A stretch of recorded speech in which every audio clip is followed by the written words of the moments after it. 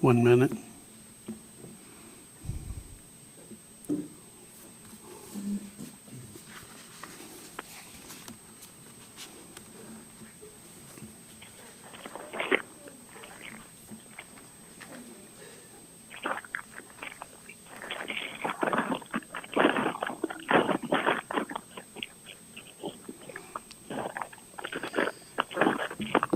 This is the Kodiak Island Borough Assembly Work Session on April 25th, 2024. The first item on our agenda is citizen comments. These are for speakers in the vicinity and also call-ins. The number to call in is 1-907-486-3231 or toll-free 1-855-492-9202. When you come in, sign in, make sure the microphone is turned on, and speak. Address your concerns to the entire assembly and not an individual on the assembly. If you're calling in, please turn off your device so we don't have feedback assaulting our ears. Go ahead.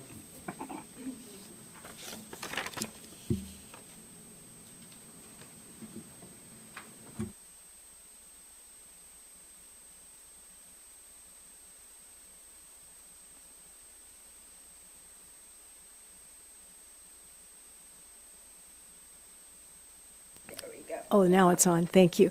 My name's Jan Chatto, and I'm here to just call your attention to something. I'm not expecting a vote or anything, but I really want people to be aware of this and be thinking about it. I'd like to call your attention to the establishment of the Alaska Center for Marine Debris on East Point Dock.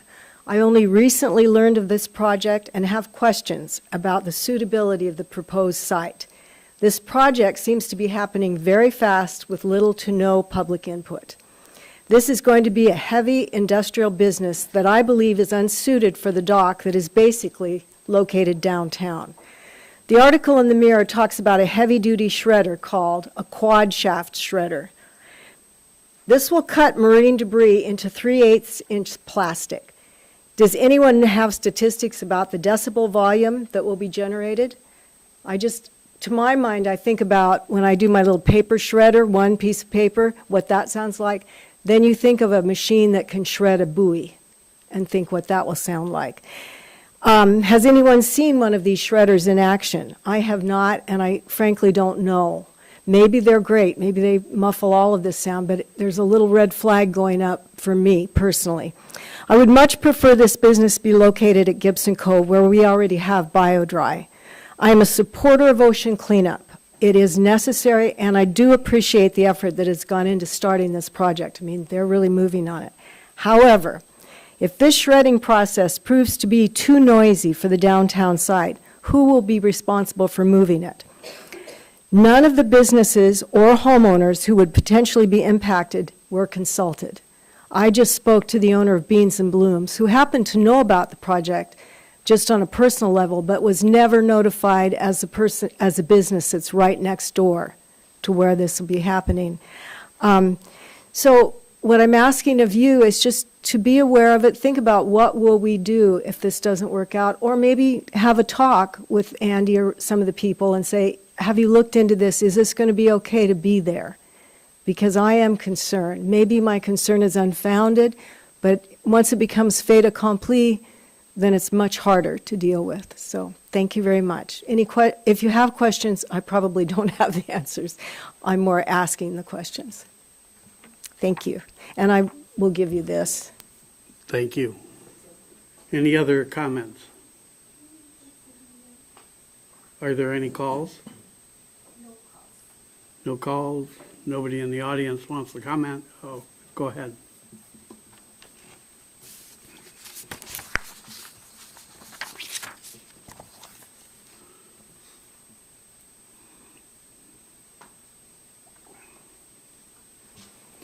Hello again. My name is Nancy Castro. I'm again representing the voice of a student at the Kodiak College who was not able to attend the meetings. Again, she's working extra long hours and she loves her job. She asked me to read this in favor of the Jumpstart.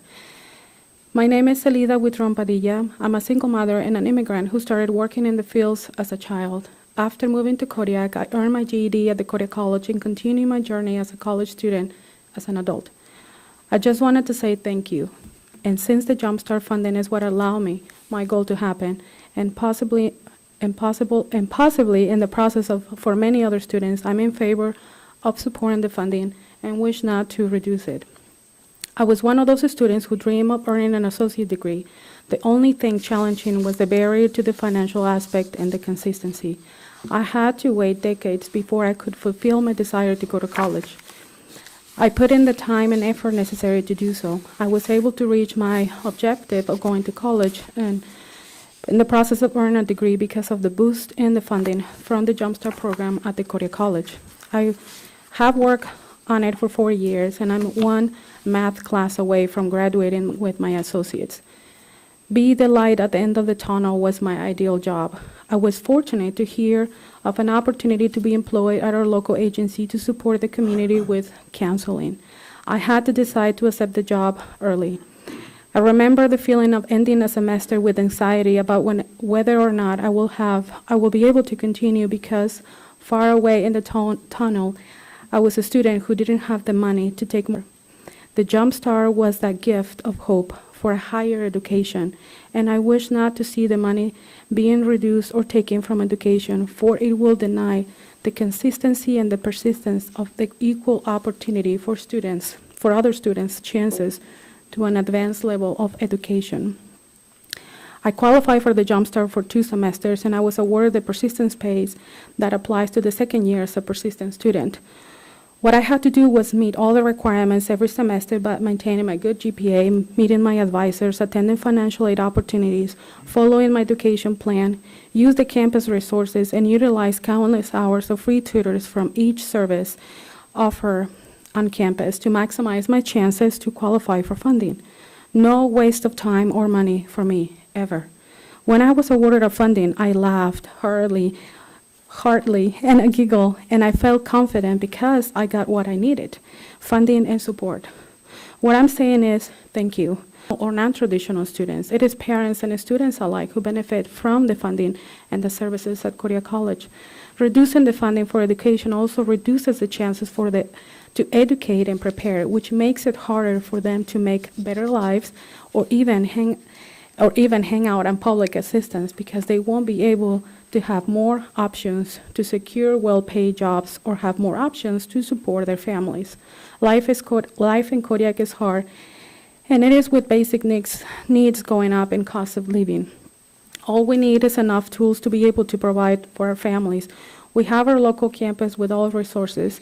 Now we need you to please continue your support to not cutting back on the Jumpstart funding. I kindly ask you. As we establish Kodiak as our home and continue to raise our children here, I consider the people who have no way of getting off the island.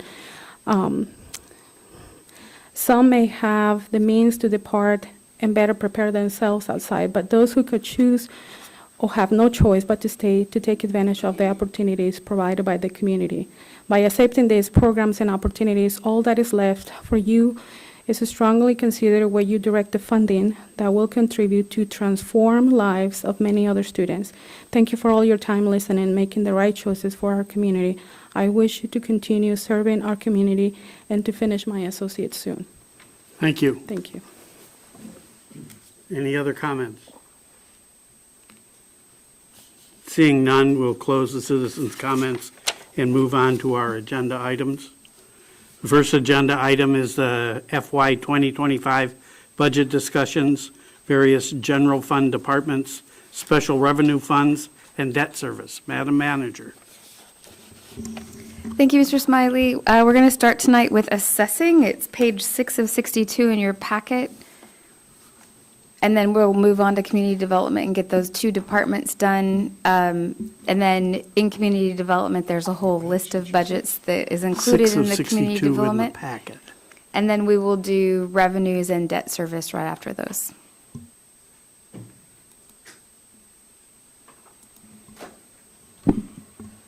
Such fond memories of this seat.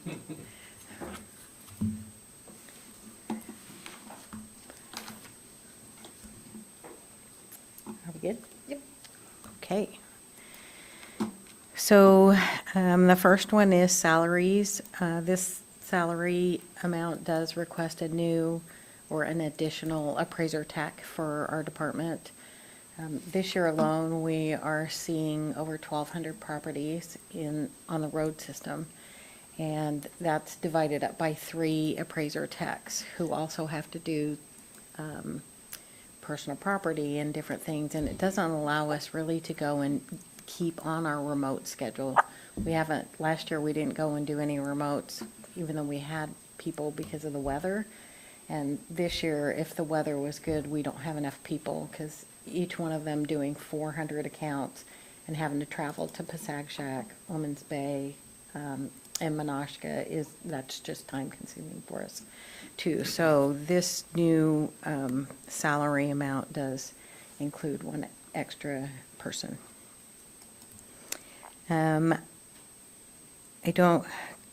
So temporary help, I have enough money in my budget that from this year that I'm going to be asking for temporary help until I can get that new appraiser tech hired. And it should be covered between both budgets, and I shouldn't have to do an extra line item. For overtime, I didn't schedule any, and that is my mistake. I should have put about $200 in there. This year we had $146. It is because of the extra time that we required to do all of the personal property this year. The last couple of years, we've had 2 people doing it, but we lost that extra person, so it went on to 1 person doing it. With the hiring of that appraiser tech, we'll be able to divvy out that work a little bit more. I am the only one that gets the cell phone stipend, unemployment, taxes, all of that stuff. If I could just go down to litigation expenses, because I don't do those calculations. So litigation expenses is $75,000, which is the same as this year. And then legal fees, another $30,000. We do separate out our litigation from just general questions that assessing has. Let's say it was for the BOE or for just, anything exemptions. When we do exemptions and those exemption letters, I try to always make sure Scott sees them so that I don't put ourselves in where we are today. So that's... Office supplies went up to $4,000, and part of that is because assessing orders their own special envelopes. We do sales letters, and so instead of having to address every single one of them with a return address of assessing, or do we used to do the reply ones where we went to the post office and they already had the pre-printed, but it had the postage thing on there. A lot of people don't return those, so we just opted to go out of the post office one and into a special envelope that is pre-printed with our information on it so that people can return the sales letters if they choose to. Computer software, I think that, and I apologize for not knowing this right off the bat, but in prior years we weren't, IT was taking the Marshall and Swift that we do. We get a CD for both residential and for commercial so that we can keep on track and make sure that our market trends and our market values are correct, and that we're, if we have to do a new, I don't know, like for tiny homes, we'll have to do a new model. And those make sure that we're following the Marshall and Swift calculations. I'm not sure that 300 might go away because it might go back to IT. And it was the 13609 this year because somehow commercial got dropped for part of the year, but we picked it back up. And so we think it's going to be $300, but again, that might go back to IT and come off of my budget. The printing and binding, I have $5,000 for that. I actually am going to ask Dora to increase that to $10,000. So we got our first, or we got our only bill from Alaska Laser Printer for the notice of values that we sent out, and that was $5,000 this year.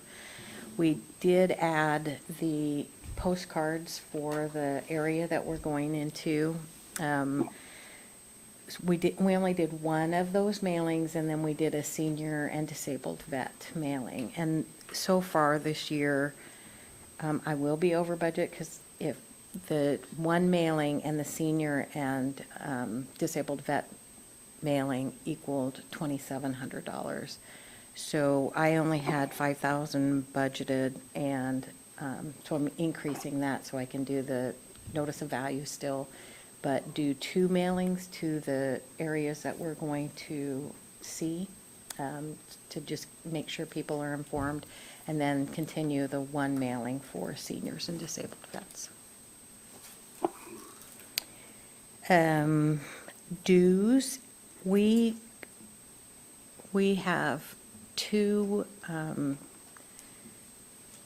boards that we are on, or 2 memberships that we do, and it's AAAO, Alaska Association of Officers, and then IAAO, International Association of Assessing Officers. We are planning on the increase of, instead of just having 3 of us from this year, doing 6 people, because we did just find out that we can now certify our clerk also. So she will be certified, or be able to be certified at a level for not a clerk like Nova, but an assessing clerk. Sorry. Advertising and hearings. We do advertise both the senior citizen, disabled vet, and business personal property twice a year. We advertise for when we send out the notice of values, to make sure that we're, people know that they need to come in for appeals and stuff like that. So that did increase, but newspaper ads are increasing too. Continuing education, that did increase because we plan on doing 6 people. We are a department that does do continuing education a lot, all the time. We already have 3 classes planned out for 3 different employees for 2025. So that's, I don't know, you guys can see that we typically use that budget.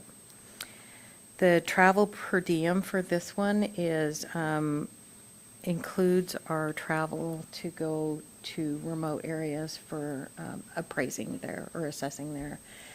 We didn't do that last year. We've always kept that $25,000. We had 3 trips scheduled, and all of them were rained out. So I'm hoping that we can still do it, because we'll get at the temporary in, and then hire the appraiser tech, and then also be able to add that to our stuff. Rent is rent, telephone is telephone, and the allocated 911 services. Any questions on that? Yes, go ahead. Thank you, Mr. DPO. Let's see, Seema, I think this is a well put together budget. In light of some recent discussions, I want to make sure that you have accounted for not only the membership for the Mass Appraisal Association that we discussed in previous meetings, but also account for that in the continuing education to seek that certification for that mass approvals. If you recall that conversation. If not, I can get you some particulars. No, I do recall that, and we didn't increase, but we have never used the whole 10,000. We've just always kept steady at that, just in case. So that 10,000 would include me going to school and be able to handle everybody else's classes also. Okay. Again, I just want to make sure that mass appraisal technique, that we've got some sort of backing, certification, membership, et cetera, if that's the methodology that we're going to use over the next couple of years, for sure. Yes, sir. Thank you. Any other questions from the assembly? Seeing none, thank you. Thank you.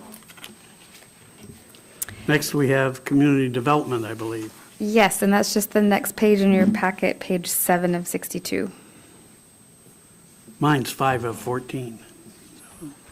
If you're looking at just the printouts, it is, they're all numbered a little differently. Okay. All right, thank you, Chris French, Community Development Director. As we're going through line by line, community development is finally at full staff now, so as you can see, that is reflected in our salaries for this coming fiscal year. We did, for overtime, increase slightly the overtime amount, just because we are working on several long-range plans, one including, right now, we're working on the hazard mitigation plan, but we'll be working on an update to the comprehensive plan. And so we'll be having quite a few evening meetings, including one we just had this past Tuesday evening regarding hazard mitigation. So we do expect there'll be more evening meetings and therefore more, chance for overtime for staff to work those meetings. Cell phone stipend is primarily myself and the code enforcement officer. The unemployment taxes, FICA, group insurance, retirement, workers' compensation are all provided through finance. And you see here, contracted services, we did have money in the budget this current fiscal year before we had staff hired to allow for additional contract help for any planning activities. We did, for the proposal for this coming fiscal year, keep $40,000 in there, primarily because when we get into the comprehensive plan, there's possibility that we may need some specific work from a contractor, I think particularly probably in housing-related issues. So we kept some money in there, and just in case we did need some of that outside expertise on some information for us through that process. Junk removal services, that amount has stayed the same as the previous or current fiscal year. Nothing in litigation. Legal fees, those have stayed the same. Those are typically things that are related to mostly code enforcement activities in terms of dealing with legal fees with the attorney. Sometimes we may have some legal fees related to any work that we're doing with ordinances that are changing the zoning code, or with any specific unusual circumstances where we may need some legal assistance from the attorney. Office supplies stay the same as the current fiscal year. Same thing with printing and binding. We do expect to use more of that coming in the next fiscal year, just because we will have that, hopefully the hazard mitigation plan completed by the end of this year, and therefore we'll have some need for printing and binding some of those documents. And nothing in postage, dues, books, and periodicals. Those are primarily for staff. Typically myself and the associate planner are members of the American Planning Association. I'm also a member of the American Institute of Certified Planners, and so that's covered through that line item. And then furniture fixtures stayed the same as the current fiscal year. Next down would be advertising. That is primarily advertising for hearings. We do have requirements in the code for different types of case types having legal ad requirements that we have to post in the paper, including the Planning and Zoning Commission having to be advertised. Next down was title search fees. That is something we keep in there. It's rare that we have that, but sometimes it's related to code enforcement activities where we have to do some a title fees or title search. Continuing education, we did not change that amount. We do have staff who are going, myself and the associate planner will be going to training and conferences. We're actually doing an online training here next month with the American Planning Association's national conference.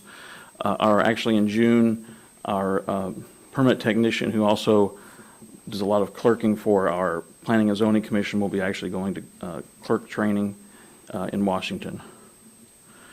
And let's see here. Yeah, nothing in travel, those are all empty. Commission travel and training, we do have $14,000 in there for commissioner travel and training. We do try to provide training to commissioners, those opportunities where we can. A lot of times that would be through the American Planning Association has specific training for commissioners, and so we try to keep funds available to help train commissioners, especially new commissioners. And we do have a few of those on the commission now. And telephone, and boards and committees, that of course is the Planning and Zoning Commissions is a paid board, and so they do receive pay for attending their meetings and participating. I believe that's everything for that. Any questions on the assembly? Mr. Sherritt? Thank you, Mr. DPO. Thank you very much for your presentation. Again, I think this is also a well-put-together budget and thought out. A couple things that come to mind. I'd like to go down to 430.145, which is junk removal services. This is a $20,000 line item.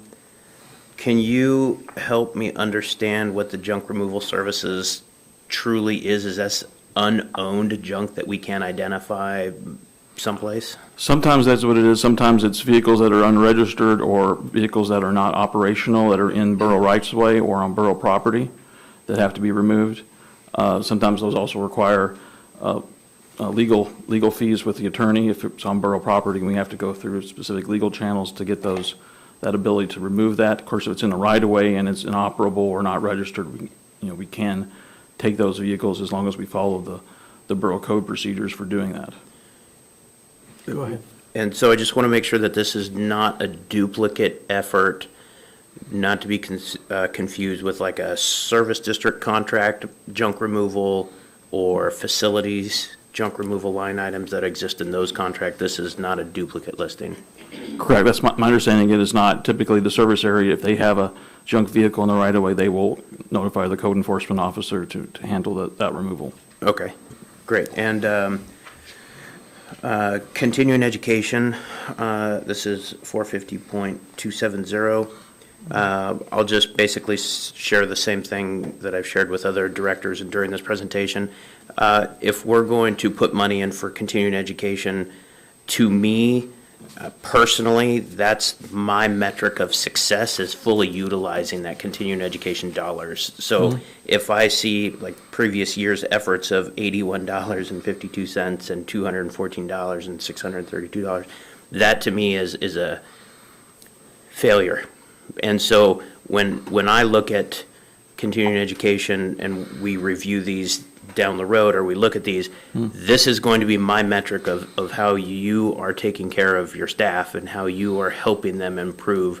And that's to all directors, not just to you, Mr. French. That is absolutely across the board. So I want to just reemphasize, if we're budgeting the continuing education, spend it, please. And the last thing is, one of the items that I don't see in here, and Madam Manager, you can correct me if I'm wrong, would the LEPC necessarily fall under the community development? And I understand that that's state funds in some regards, and help me out with It it. is under community development, and we'll talk about it tonight. I don't have the packet. It's 9 of 13 of the budget printouts, but it's its own budget. So as we go through all the community development, we'll go through building official, economic development, parks and recs, animal control, and then LEPC. Okay, but the LEPC does specifically fall under the community development purview, correct? Yes. Okay, so with that in mind, what I would specifically like to see is an increase in the continuing education dollars to further the LEPC education knowledge, specifically with FEMA, specifically with disaster management. Now, I understand at the root of what the LEPC charter is. However, based on geographic restrictions, we don't have the luxury of being exclusive to the single use of an LEPC charter. And I'm sure we'll get into that later tonight. I would like to see an increase in the continuing education. I'm sure everyone by now understands my emphasis in disaster planning, continuity of operations. So if you would please consider that in that line item. If it's not individually listed in the LEPC, I would believe that the continuing education needs to be more robust to account for that. That's all. Thank you. Mr. Ledoux?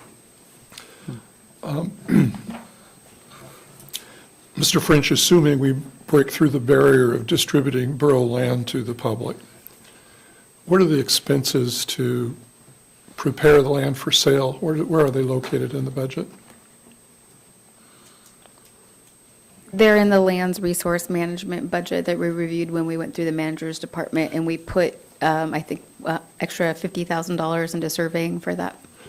Is that directly supervised by the manager, or is that under Mr. French? Oh, that's under me. Okay, thank you. I also note that the 2024 amended budget is actually less than the budget that you proposed for FY25. Yes. Thank you. Any other questions on the assembly? Nope. Thank you. Moving on, Madam Manager. Next is building official, so community development director will be sitting here for the next few of these. Okay. And just for building official, and then a couple of down the road with the animal control, and also with that emergency management position that we proposed to share with the city of Kodiak. I have an email into the deputy manager just to verify those numbers. So when you see the level 2 manager's budget come out, we'll make sure that have the same amount in the city budget and the borough budget to make sure that we're splitting those equally. Okay. So we're moving on to 430, 140. Right? Building official, section 142. The current proposal there is that the contracted amount would remain the same as the current fiscal year. I know there's some negotiation going on, I think, with the city currently, with the borough manager on that, so I'll let her talk about that, but that was hopefully what we're hoping for would be the same amount. Do you want to deal with that now? Well, yeah, it just, the only part that we have a question about is previously, the city of Kodiak would give us a bill for the fire marshal, and we would just pay it, but it's not in that contract, and I won't I've asked finance not to pay bills that aren't in the contract, and so that's why we're working on that contract to make sure that is, I like to see a contract number when we're paying a bill, and it just isn't in there, so that's why we're updating that contract and going to make sure that that amount is what they need, and then we outline the actual cost of that fire marshal thing. So I don't expect it to be a problem at all, I just want it in writing and signed before we pay it. And hopefully the city will agree with you. Okay, moving on to Department 160, Economic Development. So currently, the only real funding in there right now is the dues for the Chamber of Commerce, and that's the $600 that's in there right now. Okie dokie. So we had in 2024, $5,000 in contracted services. What were those, and why don't we have them again? Do we know? I'm trying to remember, I believe that was something the assembly approved with the last budget, but of course, wasn't here. It was approved, I don't remember what that was for. No, it's like Dora's got it. Payment that you all made. That $5,000 is actual money spent for $5,000 payment to an organization that you deemed for economic development. I can't remember off the top of my head what that was. Okay, I thank can you. look it up and get back to you, though. I don't think that's important. Yeah. Okay, moving on. We're now at Department 172, Parks and Recreation.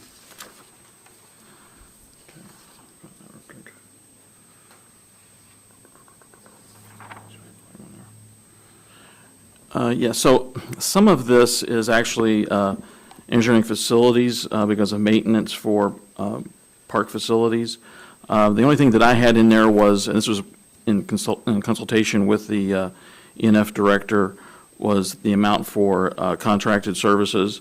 This is something that, considering we do have an active Parks and Recreation Committee, those funds are in there. Hopefully, the committee could use them if there's a project that comes, that they put forward. Okay, Mr. Sherrod.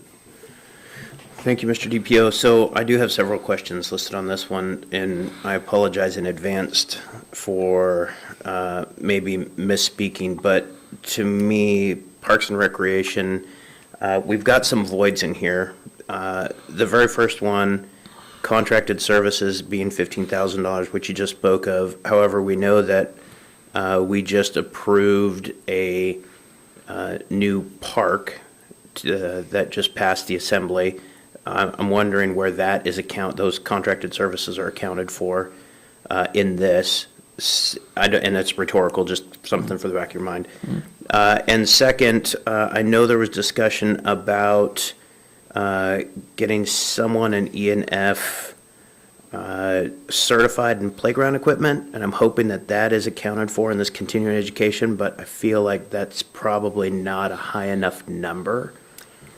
So, and I'm just recalling several conversations. Oh, go ahead, Amy. You're absolutely right. Our ENF staff member is in Anchorage today taking the test. So she passed. Nice. Yeah, so, Cool.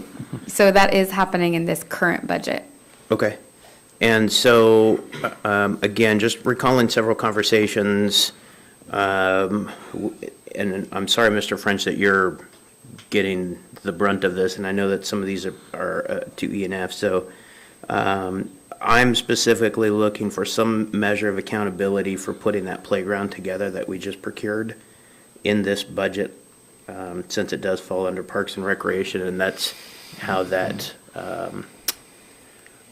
contract was So awarded. we'll put a new RFP out for the installation, for putting it together in the installation, which will be inside of that project. It won't show up on the Parks and Rec budget in that way.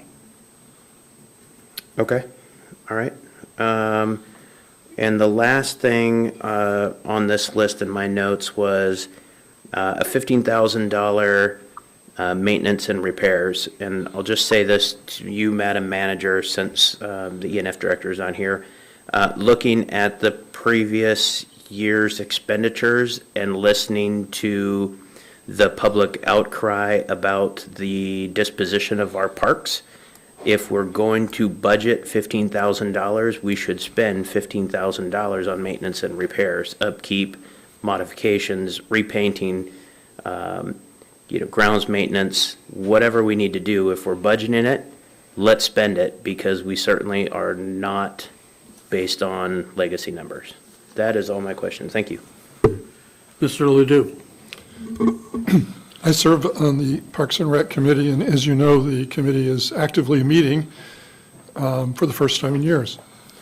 And what I've noticed, looking back at how the money is actually spent, there's been budget creep, meaning money was designated for Parks and Rec, but because there wasn't any advocacy, a lot of the money would be turned over for snow removal of parking lots and general maintenance of the borough, cutting grass around borough buildings. And because of that, you have a Parks and Rec committee, but there's really nothing to direct. There's no money. I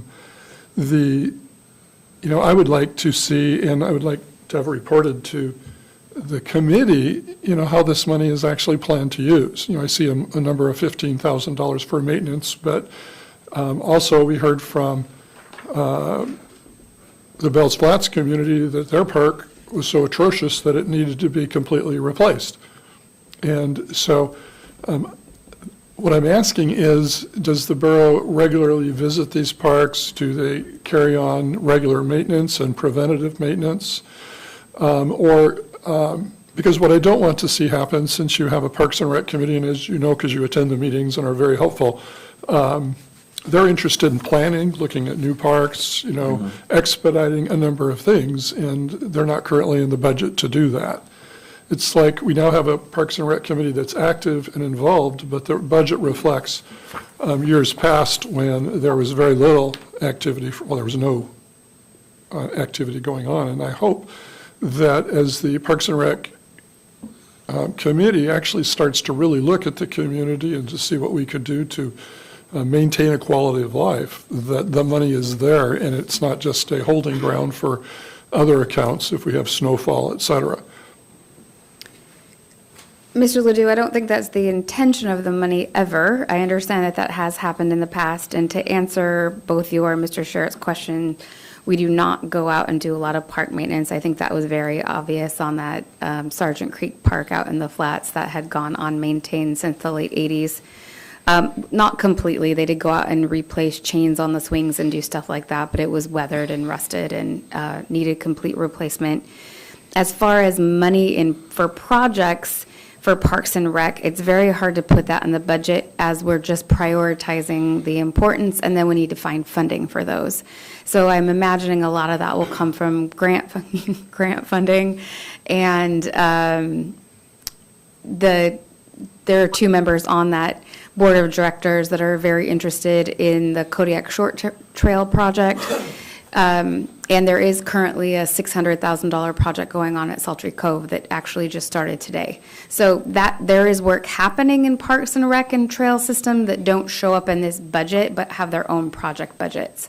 So there is activity happening that just doesn't show up inside of these lines. Thank you. I guess the kind of money I would be looking for would be planning money. If, for instance, let's say they want to budget for a stairway to Mill Bay Beach, okay, maybe a handicap ramp, then where would the money come from planning? I realize there's no money to budget for those events, but it seems to me that to go forward, the first thing you need, whether you're going to design a new park, is planning money, and I believe that that should come out of the Parks and Rec budget. Once you have a plan, that's when you go for grant money. That kind of money could come out of contracted services if we're going to have to hire someone to do planning, if it wasn't done in-house. But the way we've been addressing most of that up to this point, like the termination point, the White Sands access for that beach is coming, we're trying to get that money through the ARPA funds. So it's mostly grant-based. So once we find a grant that is applicable to that kind of project, then that's when we do it. That ARPA grant that we applied for is for the engineering and design, and once that is done, then we would go for another grant for the funding of it. So it just has to phase in unless we have a project funding source identified as we're building the budget. I understand what you're saying. I guess my philosophy, and maybe I misunderstood, is that you develop a plan for what you need, and then you go look for the grant money instead of waiting for a grant. And then I really believe that the kind of planning, and you have money in there for contracted services, and I'm not sure if it's just a holder in case we need it, or if it's something the Parks and Rec Committee would be involved with to know that they do have some money to facilitate planning and evaluation, community surveys for parks, et cetera. There are a couple of locations that people have indicated that they want to add a park, but the first thing you would run into, where in the budget do you have to contract that out? So I'm assuming under contracted services, that's what it would be used for. It wouldn't be used for snow removal of parking lots, and unless there was no activity like years before. Right, and there is a snow removal line item for parks, like, because we actually do need to remove snow from the parking lots of parks. So that's in there itself, and I understand in years past that money might have been transferred to a different department, but I think with an active Parks and Recs committee that it's going to get used inside of Parks and Rec. All right, thank you, and I appreciate your keeping an eye on the budget so that doesn't happen. Mr. Whiteside. Thank you, Mr. DPO. I too have some concerns with both of those lines with contracted services and maintenance and repairs. I view both of these scenarios as a solution looking for a problem. If we don't have a need identified now, that's $30,000 that can be better used elsewhere where we do have an identified need. When I think parks are great, trails are fantastic. That's what makes this community really special to me.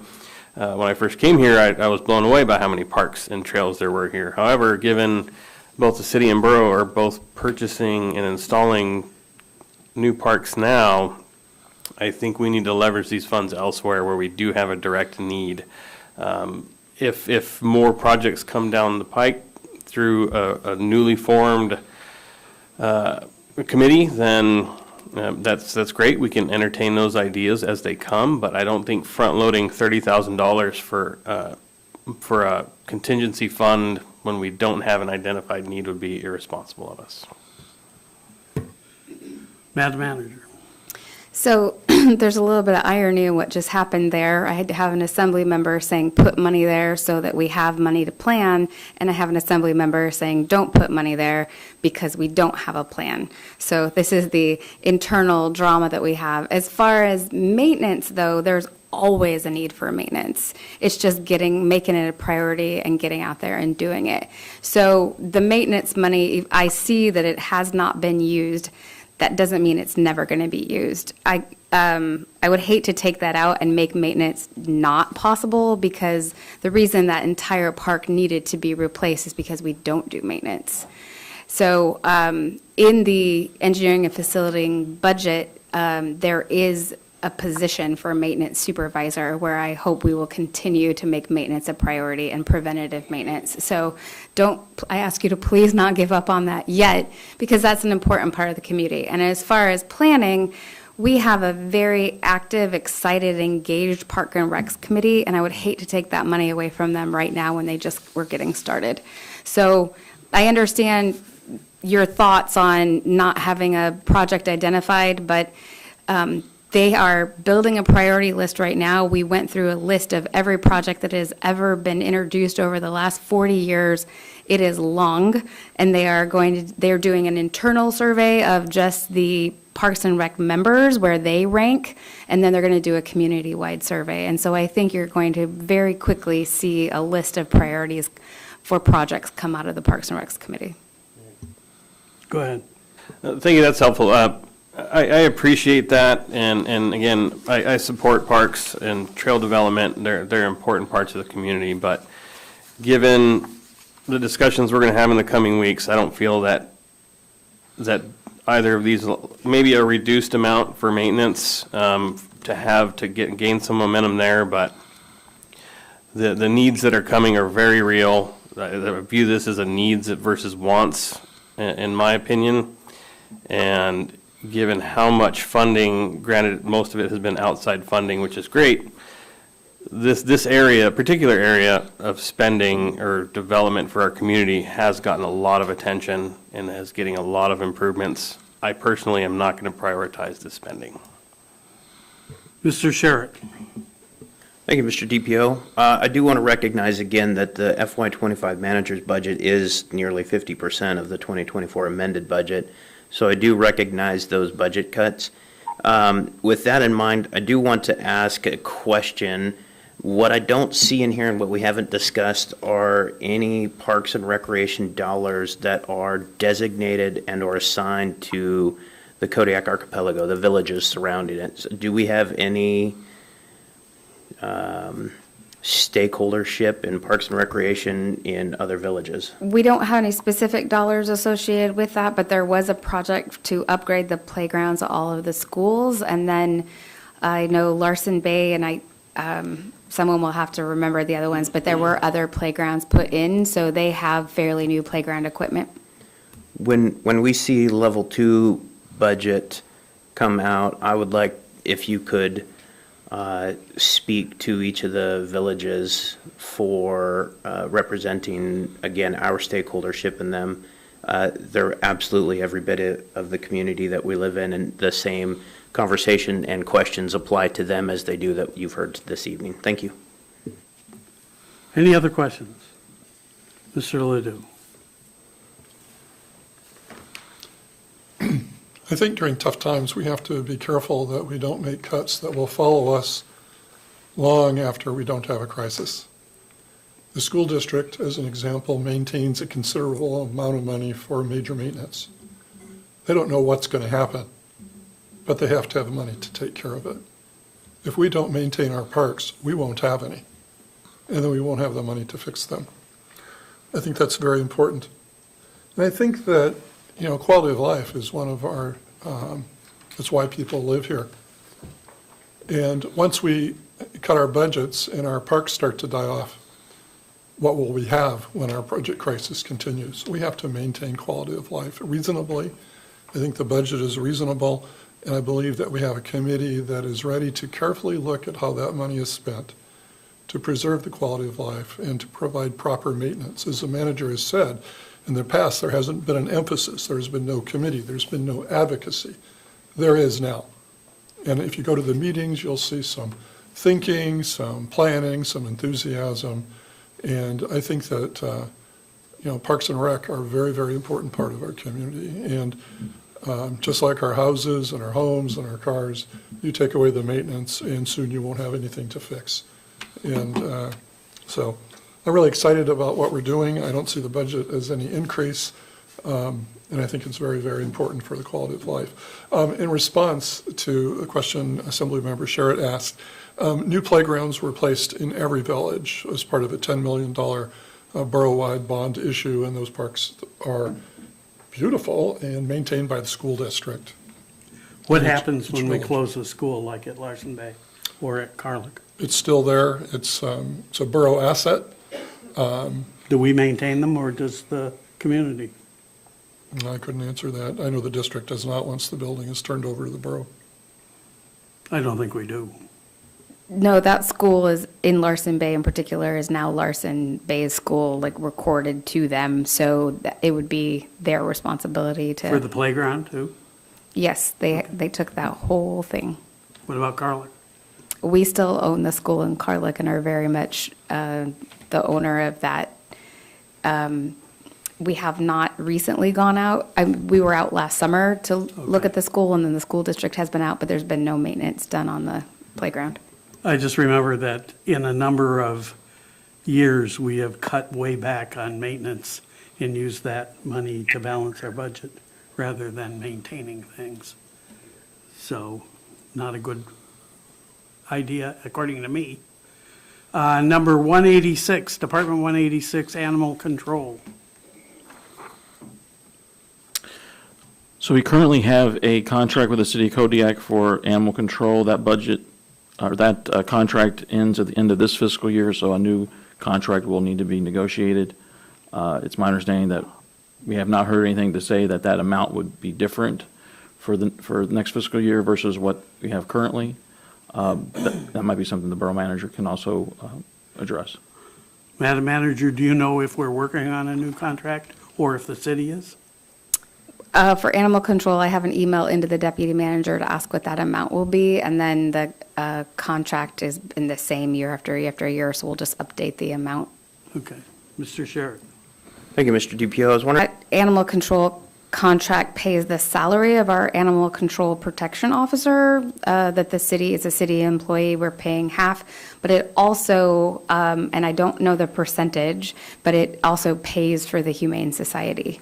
So a portion of that is helping fund the Humane Society, which I think we probably often overlook in nonprofit funding discussions, but I can find out that percentage for you. if you could find that out, because if we're paying half, this is a $300,000 line item for a single officer. That's almost on Nice. step with a city manager. Thank you.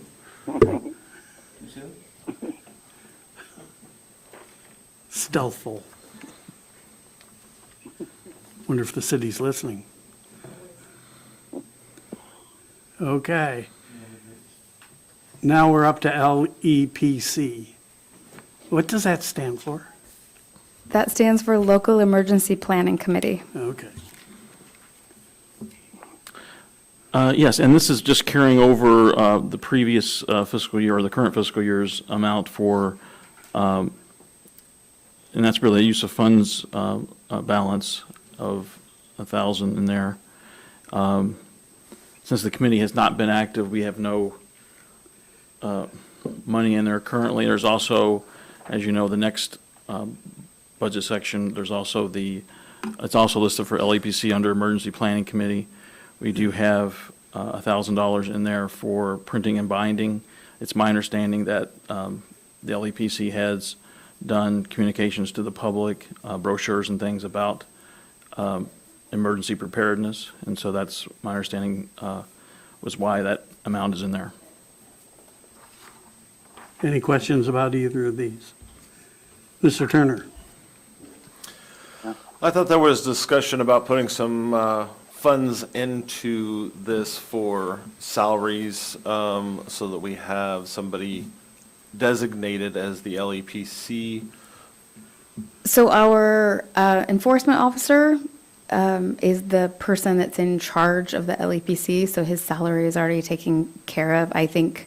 So it doesn't normally have a salary item or line item. It did in the past, back in 17, 18, we took it out, back back when the previous LEPC retired, it stopped being in the budget. There was also, there was a grant that we got from the state that was terminated in 2019, which paid for a good portion of that salary for that staff person. So that, my understanding is in 2019, that grant ceased and is no longer available to communities in Alaska. And so that was one of the reasons why there was that change in the budget. So the reason why I bring this up is because one of the points of contacts that are supposed to be reported to is an LEPC. And if we have somebody designated as the LEPC, none of the waterfront knows who the LEPC is. And that person, whoever that may be, is supposed to contact each of the waterfront or anybody that is PSM certified plant, which is all but one, I believe, in this community, so that if there is a incident, then the LEPC is notified so that we can do our right or our correct reporting. And right now, there isn't anybody on my list to call for LEPC. And so the only thing we do is we call the state, because there's nobody in the borough that is doing that. And there's been a number of leaks from a number of plants in the last 2 months, and none of them have been reported to an LEPC. So I'll point out a couple things. So the Borough Code talks about the city fire chief really kind of being the official person in charge of the committee for LEPC. I did have a conversation with the fire chief a couple weeks ago, committee, and we're working with the city fire chief to do that. In terms of community development's role in LEPC, we really schedule meetings, do agendas.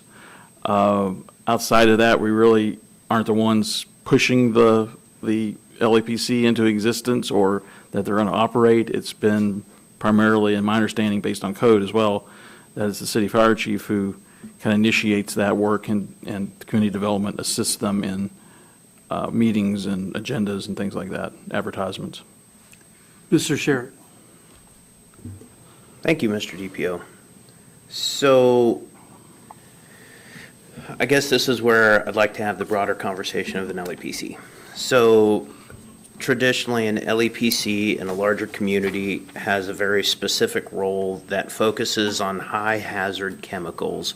As Mr. Turner alluded to earlier, those that are subject to canneries or the industrial processes here that are subject to PSM or process safety management are governed under the Code of Federal Regulations 1910-119.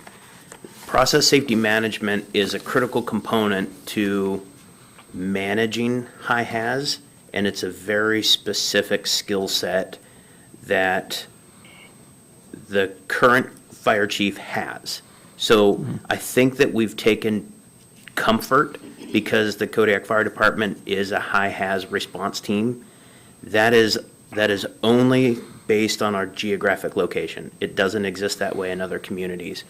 So based on our unique geographic restrictions, I would propose that we modify the LEPC to increase the LEPC's bandwidth for more than just high haz chemical inventory and notifications over certain quantities. When we get to this point on standing up an LEPC, I think that we should actually have a work group with those that are interested in weighing in on the actionable items of an LEPC for Kodiak specifically. And I would encourage the manager, the fire chief, and all of the mutual aid partners that we have under contract to participate in that LEPC, because that's truly what this community is about, and specifically in this LEPC. This is foreign to other LEPC operations in any other county that I know of, because LEPCs are county specific. So again, I would just encourage us to look at this as a work group, a collective work group. We have some amazingly talented people at the fire departments. Women's Bay Fire Department, Mr. Conrad is extremely knowledgeable in this. Bayside Fire Department, our chief out there is extremely knowledgeable. And so let's get these guys to weigh in and see how we can expand the duties of the LEPC, because I think we're missing out on a significant opportunity to not only cover down those subject to PSM, but to a much broader scope about what other hazards and critical infrastructure exists within Kodiak. We have BFUs, we have bulk fuel units that are shoreside that we have as a listed terrorism target from Department of Homeland Security, and we have zero response capabilities except the fishing response vessels, which takes them at least 2 days to mobilize. I don't find that as acceptable. So I guess I'll yield the floor for the rest of that. Thanks. Any others? Mr. Turner? So as it was stated, the LEPC is a borough committee. The only person left on that committee since the LEPC that was our appointed from the borough, nobody else has tried to keep that committee going. The fire chief was on the committee. He was not the designated LEPC. The point of this is that we have a lot of small communities in the borough that have high amounts of fuel stored next to the waterfronts, not just the 3 that were stated in the last comment. We have ammonia systems in at least 3 different locations, all of which are hazardous to human life, which is one of our responsibilities as a borough. And to just keep pushing it off, saying that nobody's really looking at it or nobody's really wanting to do anything with it, is not acceptable. And I've been saying this for the last 5 years of being on this assembly. We need to put money into this. We need to get the committee going so that we have a response when necessary.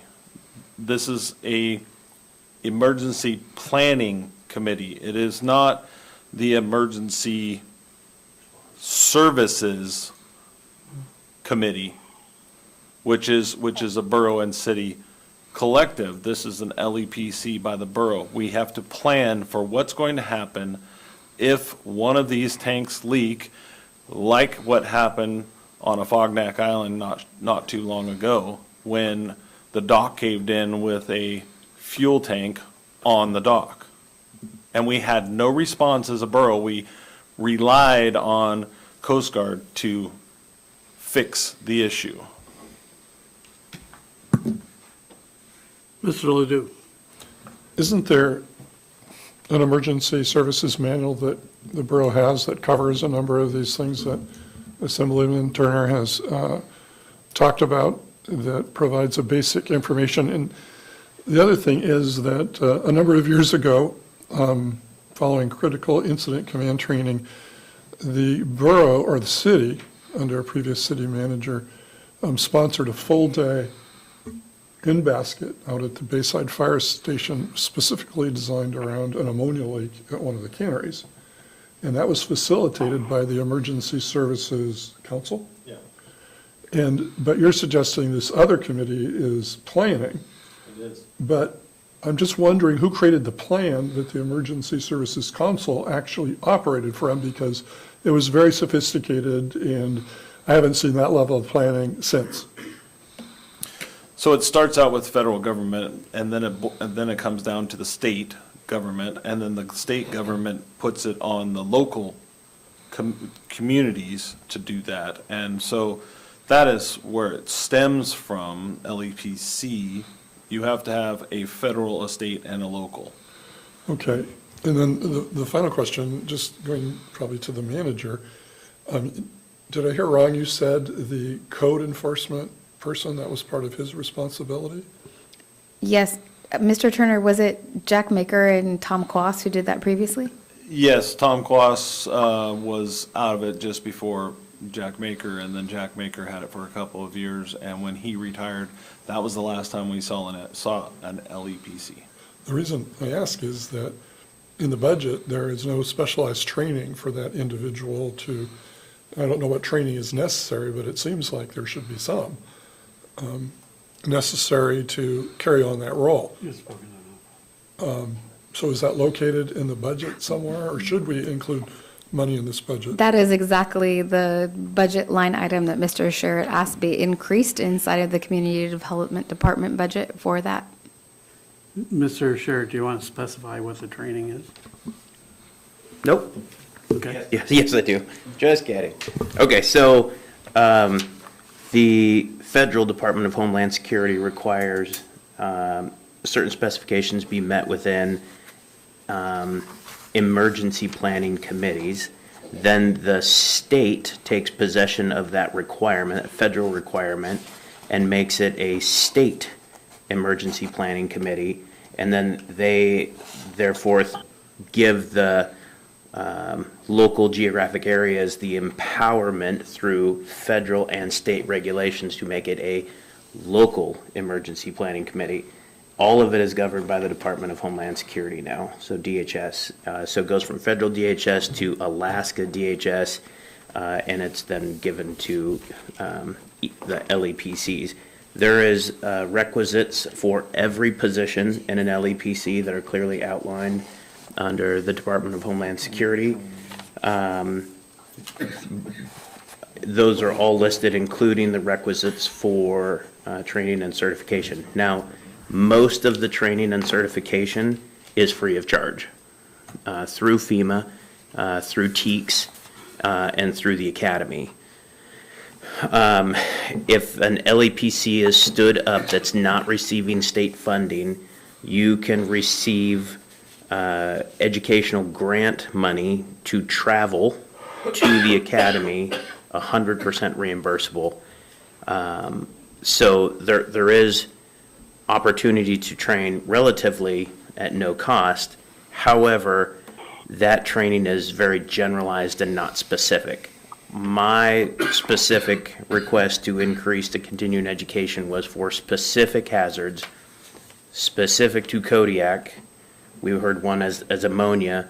That's not one of the top 5 that an EPC is required. So ammonia, bulk storage of gasoline, bulk storage of diesel.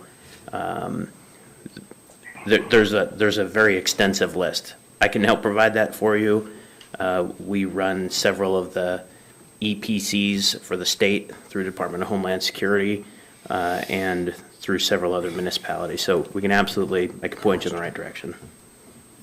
Mr. Turner? So if anybody know or wants to know why an LEPC is important, watch the video of the Homer Spit icicle plant for safety reasons. That's on YouTube? It is on YouTube, and it's very explosive. Oh, good. Mr. Ledoux? Just a quick question. Do we have a plan for when the rocket blows up and around town? Do we have an LEPC for that? That's what it's supposed to be doing. So the last time it blew up, do we get involved? We should have. Well, what I'm hearing is from a budget perspective that we need to pay a lot more attention to this, which is because that seems like a fairly important responsibility, and safety is one of our responsibilities, health and safety. So it seems to me that some of us know a lot more about this than others, that we need I believe some direction as an assembly on where to go from here with regard to budget and some of those responsibilities. We need cash. Oh, Thank you. To me, it seems we're going down this path pretty deeply, and enough information has been brought to the surface that would probably warrant this topic being a dedicated agenda item in the future. Currently, are we looking to modify the funding request to get us back on track. Sounds like it to me. Madam Manager, do you think that's something we can look at? Absolutely. So I wrote down to add $10,000, additional $10,000 of continuing education inside of the community development department. And then we can add a salary line item to the LEPC so that that employee can allocate their time to that. So we can show that that work is being done. And then while you were discussing, I just forwarded that TEACS training information to Mr. French to make sure that our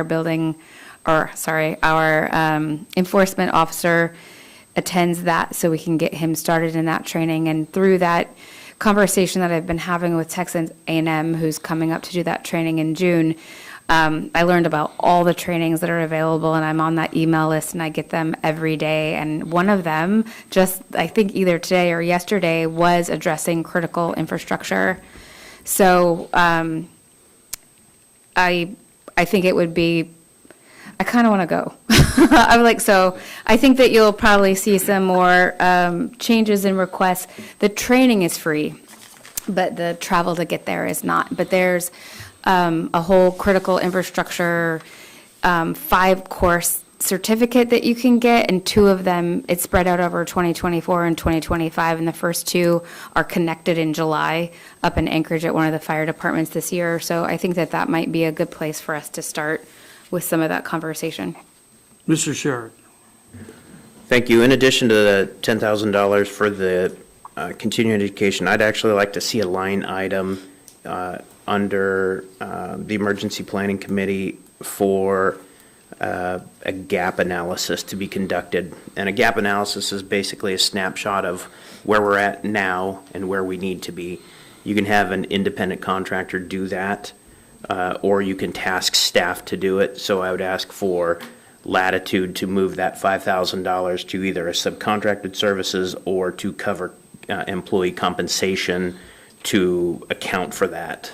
But again, the only way to start from here is to conduct a gap analysis to see where you need to be, where you are, and then the steps to get you there. So I think $5,000 added into that would be ample coverage for that, in addition to that increase in continuing education for Mr. French's continuing education. Thank you. Okay, that kind of winds up those.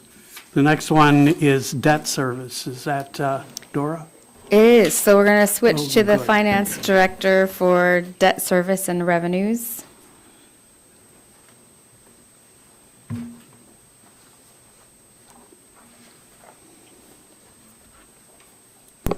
Evening.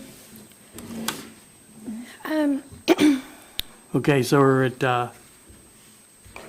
debt service, 300, and fund revenues, right? Yep. So this is, the revenues are guessing that motor vehicle revenues are 720,000, and that the school debt reimbursement from the state is, is 60 or 70%, whichever the bonds are eligible for, that the state makes those at 100%, doesn't cut them. There's also a use of fund balance. I have a little too much cash in that account, so that's going to reduce the amount of property tax revenues that are needed by that 73,000. Thank you. And then there's the property tax revenues that are needed to make the rest of the bond payments, which are on the expense side. So we have $7.5 million worth of bond payments to make.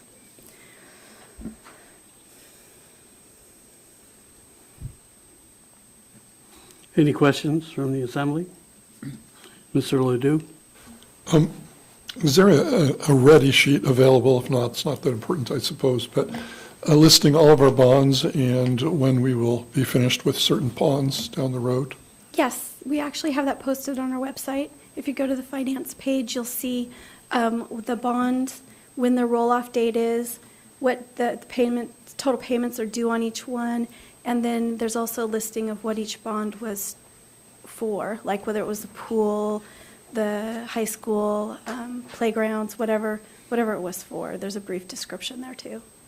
I think you're, Mr. Sherrick That was actually my exact question. Thank you.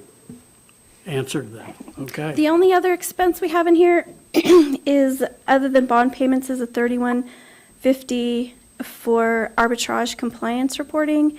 And as we, the big refunding that happened in 2021, when our bonds went from non-taxable to taxable, eliminates the need for the arbitrage reporting, but we still have some bonds that are non-taxable. So you'll continue to see that expense, but it's far less than what it used to be in the past when we had the non-taxable bonds. Okay. And moving on to school, debt service school, Department 300. That is debt service. We just talked about that. This is the next page, or is that? Oh, okay. I didn't go line item by line item listing out all the bonds, but. Thank you for not doing that. The premium and the interest expenses are listed there by bond. Okay, But the total is the 7.5. all right. Then where are we at? So we're moving on to fund revenues. So it's, I did a couple of things. So in your packet, you have these two sheets that look like this, that are fund revenues. In this handout that I made for you, Yes. which is also fund revenues, I did an Excel spreadsheet on that first page, kind of like I did for when I was explaining to you who all the vendors were. So on the inside of the front cover there, it has all of the account numbers, the account description, and then notes. And if it was a lengthy note, I added notes. There's not that many of them. And then there's some amplifying information on the next pages. When I was sitting on the assembly, I had a very hard time trying to figure out the difference between all the different kinds of business tax and fish tax and severance tax.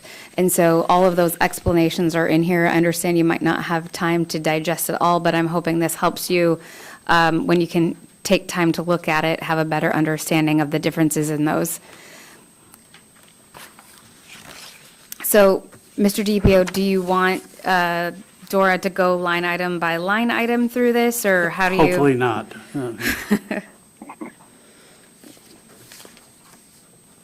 I think the big reason that I wanted to spend some time on fund revenues is because normally we have some kind of better way to try to figure out what our local severance tax is going to be. I wanted to use Mr. Turner's expertise in trying to figure out what numbers we should be putting in there for fiscal year '25.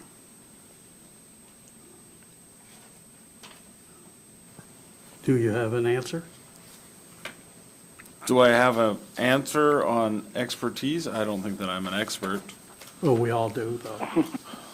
I'd say you were as close as we're going to get tonight, sir. So, looking at C product severance tax note number 2,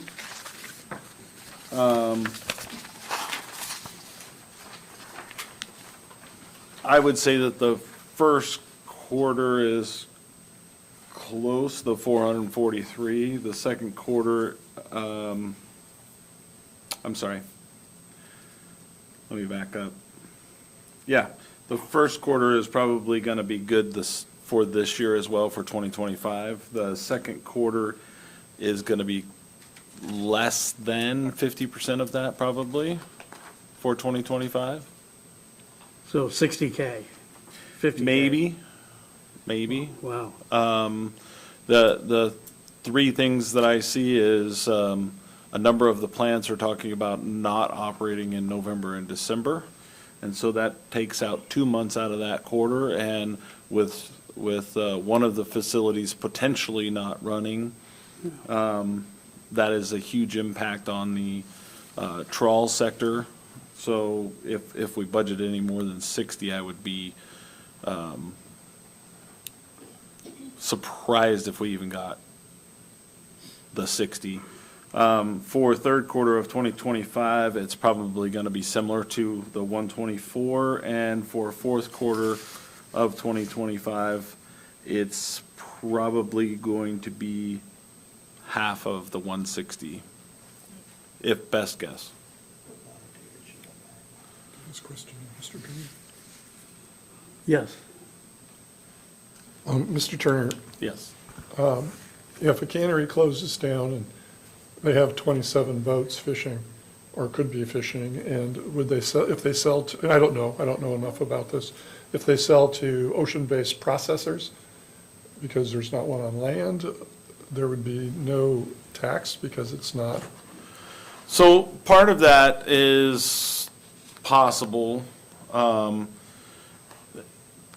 don't know the exact number of the BNN owned vessels that are fishing for the facility now, or the KNN. There's two different companies that own some of those boats, which are affiliated with the facility that's talking about shutting down or selling. And all of those will go out west if possible. So I don't know what that percentage is going to be able to be, but I think it's 15 boats, and probably half of those will work off of either offshore facilities, whether it's a floater or whether it's some sort of trawler, factory trawler, in the Gulf, but the rest of them will go out and deliver in Dutch Harbor.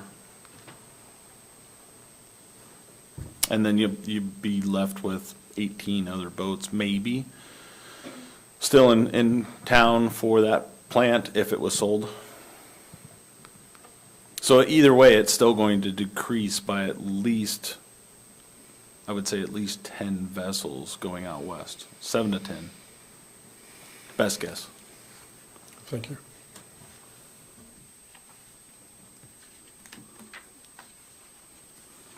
Well, according to your numbers, that comes out to 710K.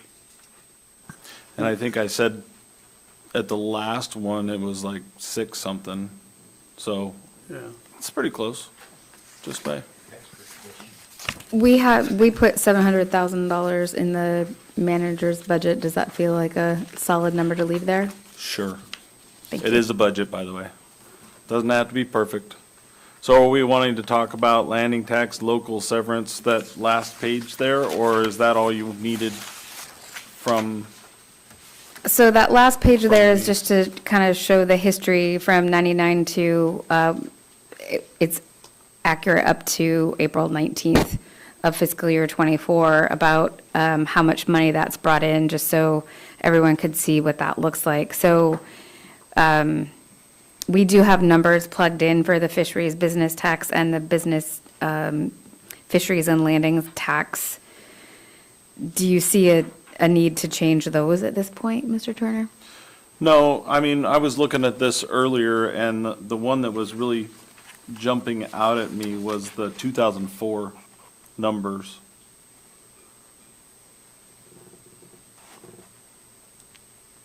Somewhere between that 2003 and that 2007 range. Anything higher than that would be too much. I mean, I'd love to be surprised, but I don't see that happening.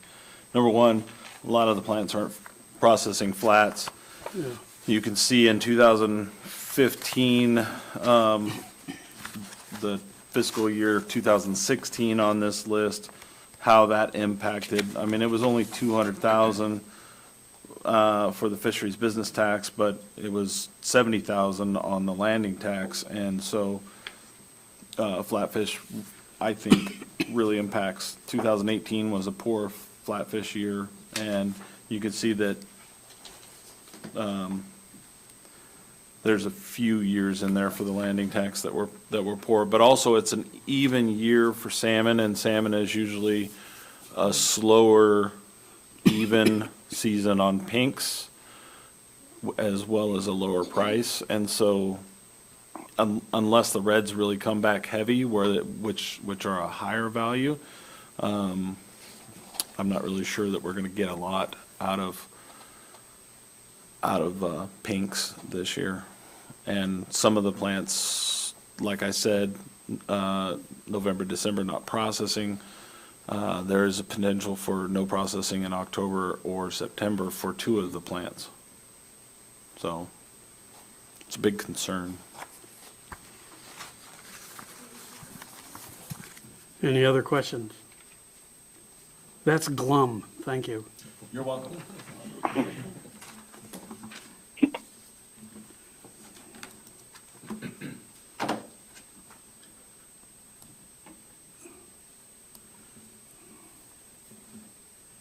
Is there do you anything else wanna that do? you'd like us to go over in fund revenues tonight?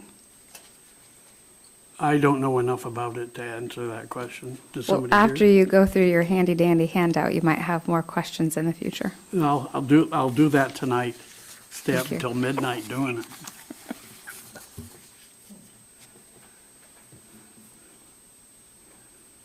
Okay, so does that complete our discussion of various general fund departments, special revenue funds, and debt services? Yes, sir, it does. Okay, so we moved on to landfill policy discussion on construction and demolition waste. It's a fun one. Yes. Would it be okay if we took like a 5-minute break before we We could started take that? a 5-minute break. Thank you.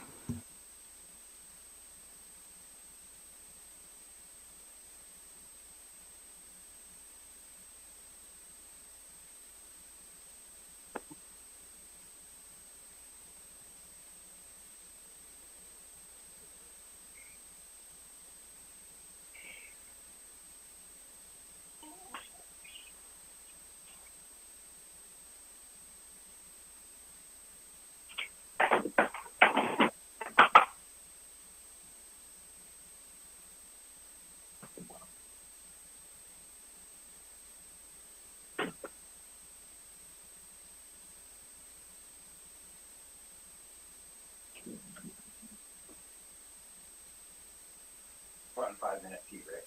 I'm taking for it.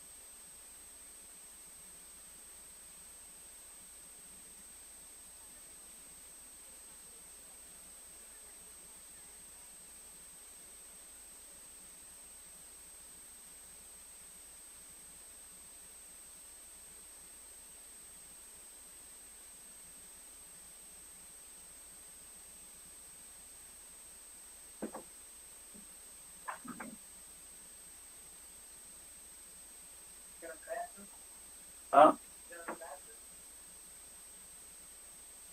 Yes. Okay. I was gonna try to do that before dinner, but got a motivational problem sitting in the cabin or something. It was nice and warm and comfy. So I'll probably take one in the morning. It's time.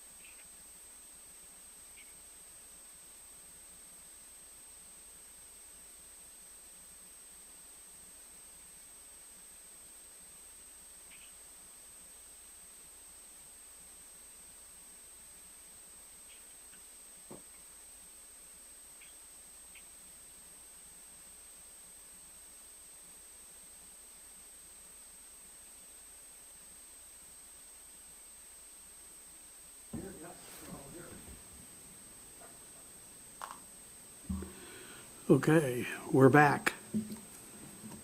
And we're on to the landfill policy discussion on construction and demolition waste.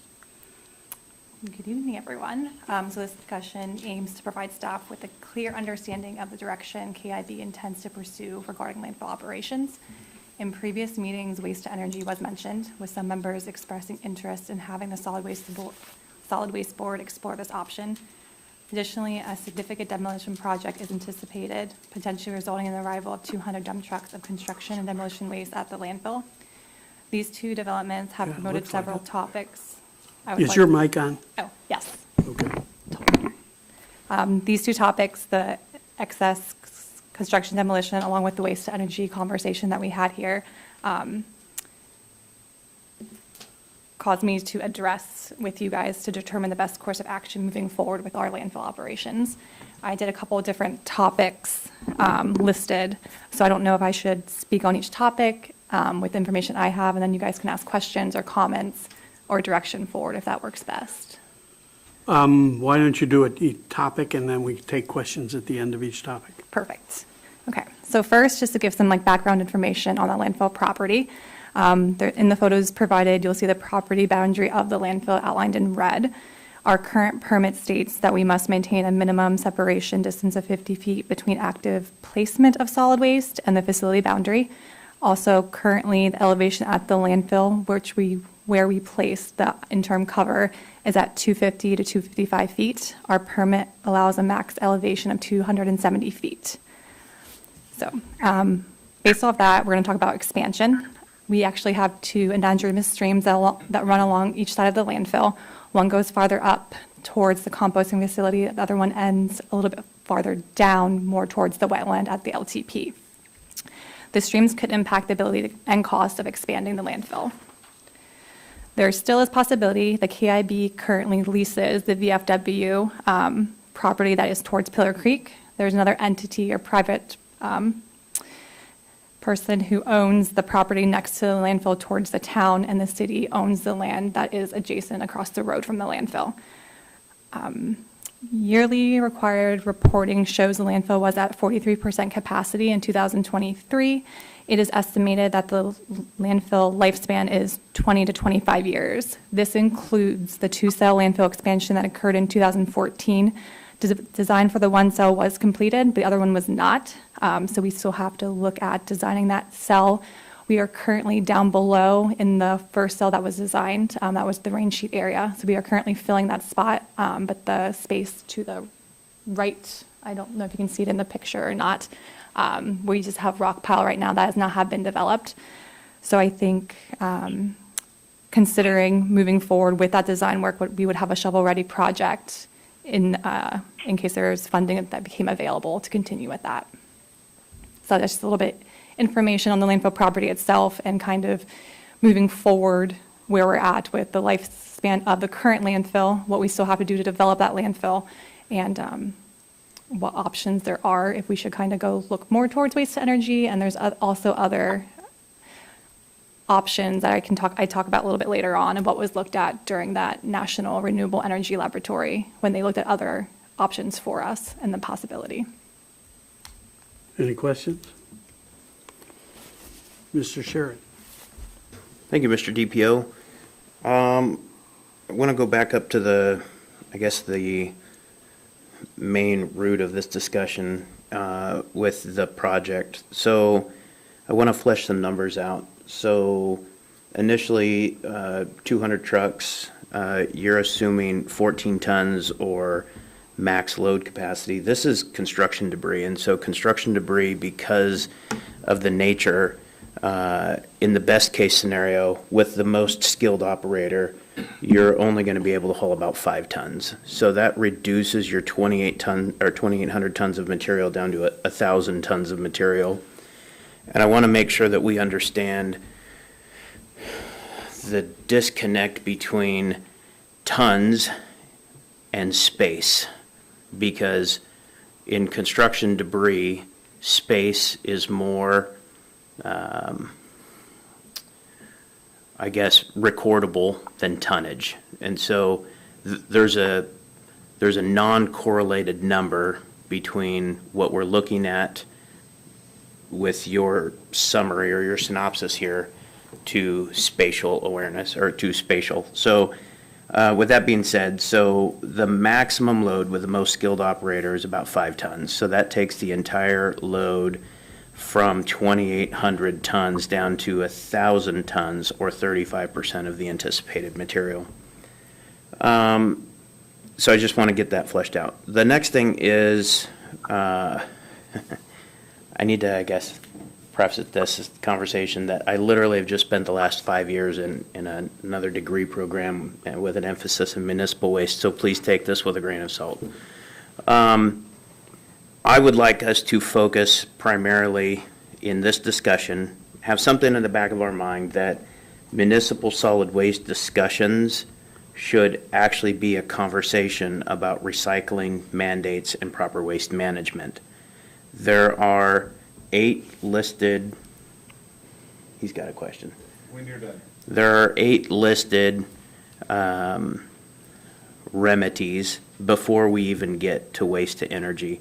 So we have recycling, we have waste diversion, composting, poly and synthetic processing, metals management, white goods management, textile management, e-waste, and then finally, waste to energy.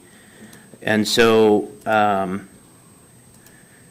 as we discuss waste management and the lifespan of our landfill, I would encourage us to look at waste diversion techniques. In this particular instance in your synopsis, because the landfill was not on board basically to take this waste, it created an opportunity to do a seed project here in Kodiak with waste diversion. And I believe I sent you the waste management plan for that on how the segregation of waste was going to go. It also brought to light metals management and recycling as well, and the opportunity to avoid even transporting that metals to the landfill. So when we start talking about landfill sustainability, we need to have in the back of our minds waste diversion. I have an overabundance of materials to support any of the comments that we're going to talk about tonight throughout this discussion topics, more notably when we get into the next few bullet items. So as we talk about this, I just want to say that waste to energy in Kodiak is not feasible in my opinion. And I have, again, several supporting scientific and peer-reviewed articles to support that position as well. I guess that's all I'm going to say in this targeted bullet point, and I'll have more for each one of them as we progress. Thank you. What do you want to do? Oh, Mr. Turner. So there's a laundry list of things that I would like to do out at the landfill, and number one is recycling, but recycling of almost all materials. You can do a number of arterials off of the landfill, and one of the reasons why I bring up waste to energy previously is because the water from that processing is usually vapored off from the process, and there is not a lot of outfall required for this particular process. And so that reduces our waste stream going out to the bay that it's located above. The other thing is you can put a sorting system in out there. It would not have to be a very large one. It would mitigate some of our recycling that goes to our recycler that is now here over on Von Sheely.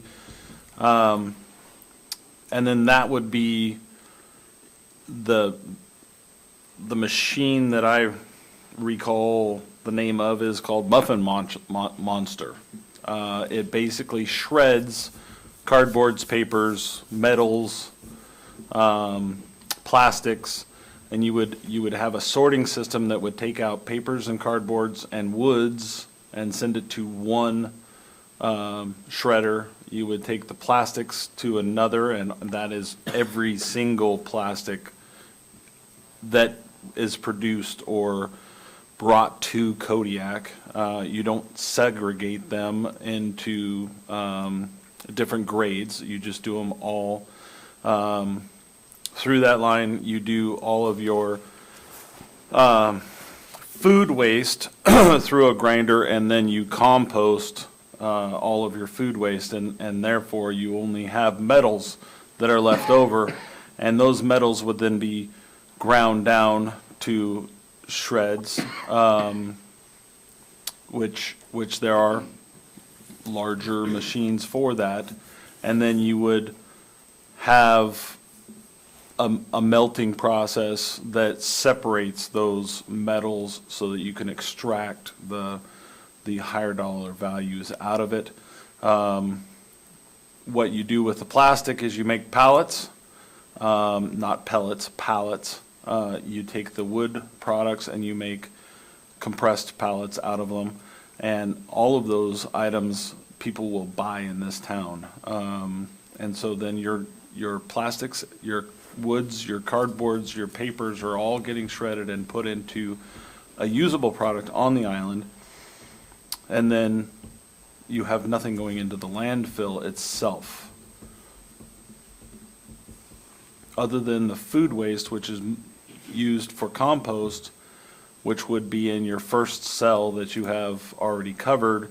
You make that a compost pile, and then people come and purchase the compost at a reduced rate. And so that's what I foresee out at the landfill. Whether it's taking it and burning it for energy, or whether we turn it into all recycled product, doesn't really matter to me, as long as we're doing something other than burying it. Mr. Whiteside.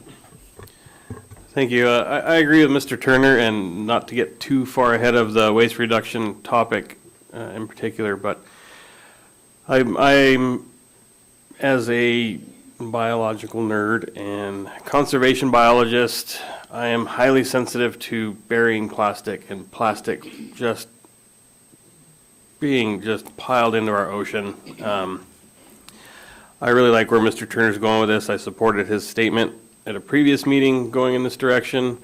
Burying our garbage is something that's just in a community that's so focused on fisheries and resource management and enjoying the outdoors and wildlife resources and trails and hiking and camping, everything related to the outdoors and the ocean.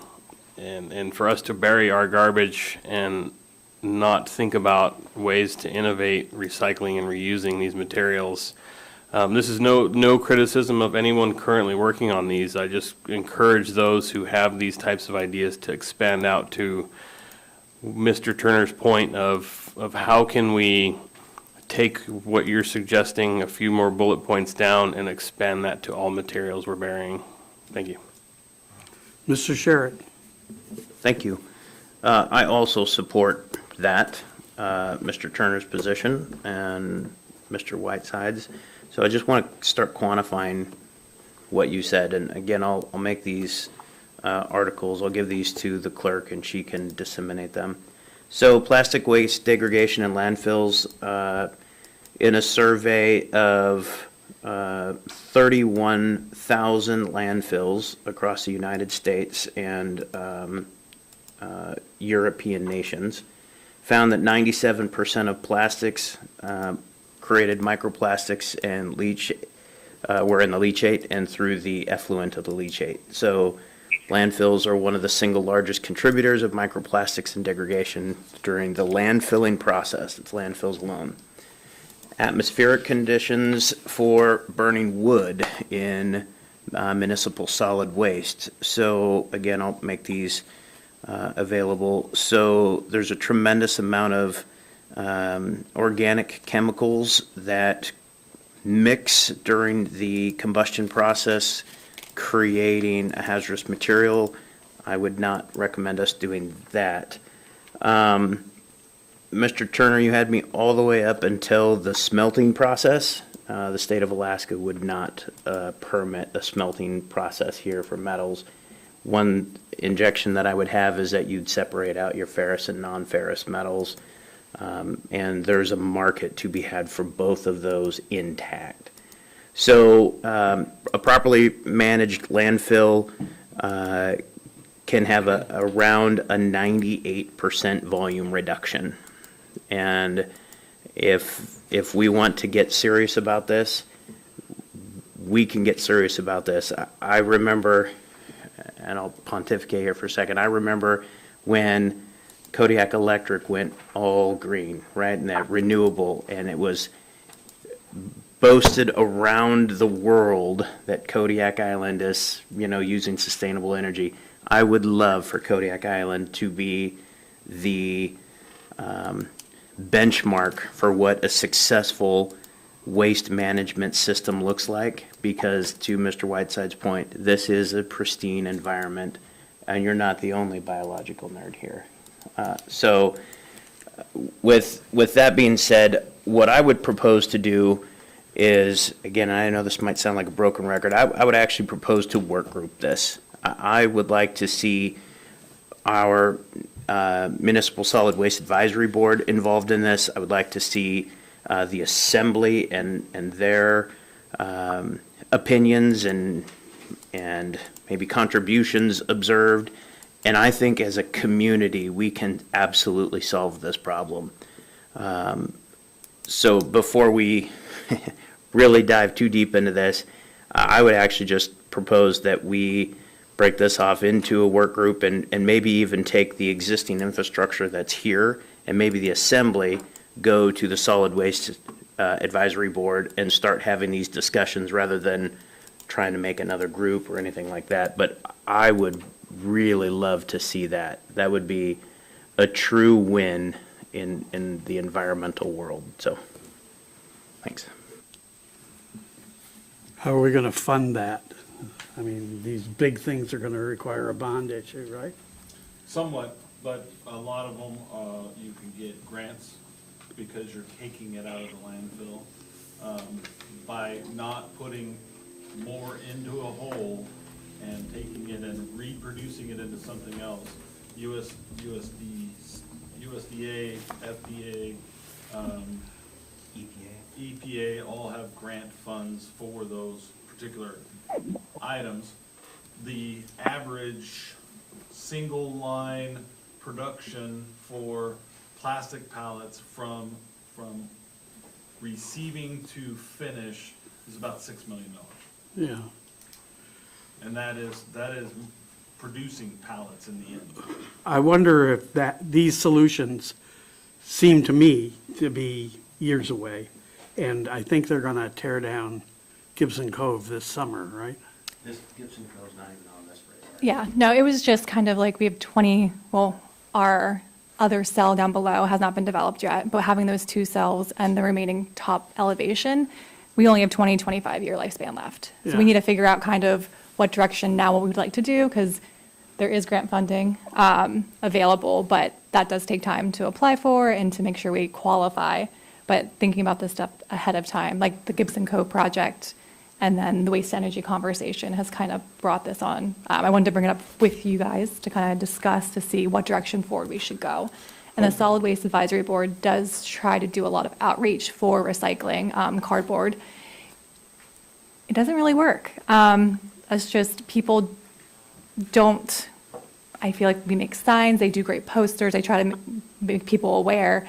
You have the people who recycle and you have the people who don't recycle. And I know they sometimes get a little frustrated with what else could they do for the outreach, but they write articles, they put Facebook posts, they're involved, and it's just kind of, seems like we're at like a little bit of a roadblock. We need Judge Dredd. Madam Manager. Thank you, Mr. Smiley. I think one thing that we could do when we are looking at redoing our solid waste contract with whoever that provider is going to be, one of our options is mandatory recycling. and living on an island that some people smiled and some people just flinched in the room. That's kind of funny. But living on an island, and if you haven't been to the landfill and watched this cell that we just started fill up, it is filling up remarkably fast. I only go out there like once every 2 weeks, and when we drive by, I'm like, seriously, did that, what? You know, they have an open face, and you watch that face disappear, and a new face appears, and if you can distract yourself from looking at the eagles and the deer that are everywhere out there, you really see that it's remarkable. And I think if we made an effort, and I know there's liability, but to have our kids go out there and watch that and see what happens and what truly happens to your waste stream, I think it would make a world of difference. And that's where I think SWAB would come in. They did a really good job with the education piece in the schools, and they made coloring books, and they went out and teach them young. So there is absolutely more we can do on the education side and get people involved. I know we had a very successful visit with several high school students that went out and were like, whoa. I don't know, have you guys been out there? If you haven't, we should schedule another assembly trip, because it's a, we just took on a $6 million loan for that leachate treatment plant. So when we talk about how will we afford this, like we're already paying for it. We're just not getting to the results we want. Larry? It was just a couple of things. One, I've seen reports where people are going in and once they have a recycling, like Mr. Turner suggests, actually eat into their old storage and dig it out again and recycle it automatically.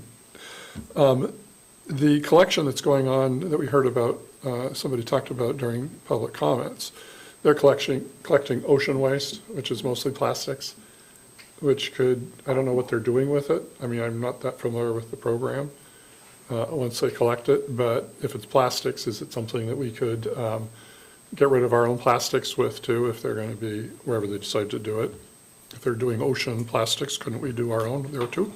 I have actually talked to Andy about this because we were very excited about the possibility of bringing our residential plastics down there and shove them in and get shredded. But in his world, at the technology where that's at, he's very specific about what kind of plastics goes in there as far as who the buyer is.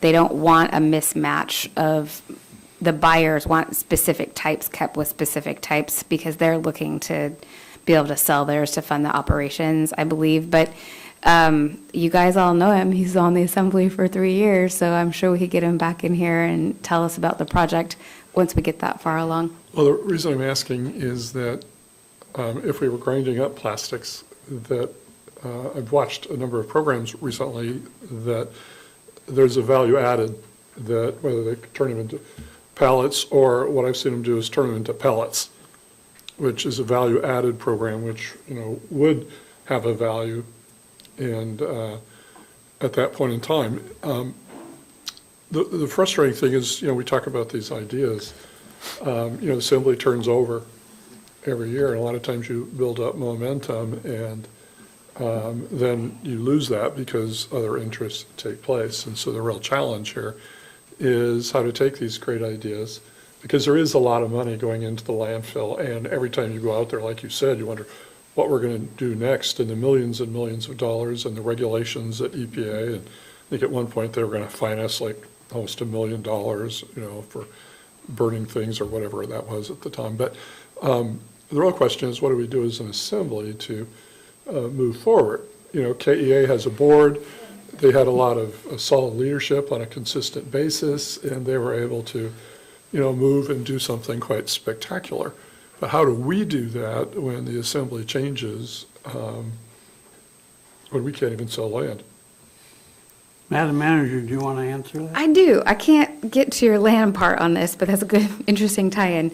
Right now, with the Denali Commission, we have a grant proposal in which I think we're very likely to get that for $250,000 with the purpose of updating our solid waste management plan. If we do these work groups and we talk to SWAB and we make it so that's our direction and we incorporate in that solid waste management plan, that would last beyond individual personalities on the assembly as that switches out. So if we set our goals and we put it in that plan and that's what we're striving for, I I think that that would be a good methodology. And we have a spectacular environmental specialist to lead us, so I think we're in a really good place to make that kind of stuff and make those big changes happen right now. The last comment, if I may, is that I've had the opportunity to visit, my extended family recently, and all trash is mandated. They don't have any choice at all. If they don't separate their debris, if you will, then they get fined. And everybody does it, but here, you want to do it, but it just goes into the landfill, for the most part, anyway.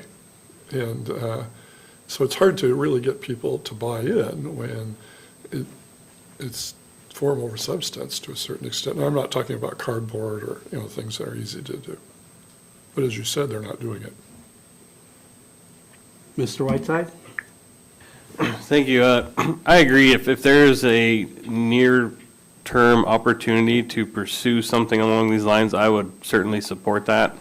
I could go back and forth on the mandate of, enforcing recycling. I don't see that resulting in the outcome we would hope for. If anything, I think that would just create a lot of contention in the community, despite the merit behind it. I would put far more energy and support into what we've been discussing up to this point is can we modernize our facility to handle, my focus would be plastic. How do we handle plastic? Mr. Ledoux beat me to the punch with, or do we combine efforts with the Ocean Plastics Recovery Group or whatever the reimagined name of that organization is, or do we run parallel with that?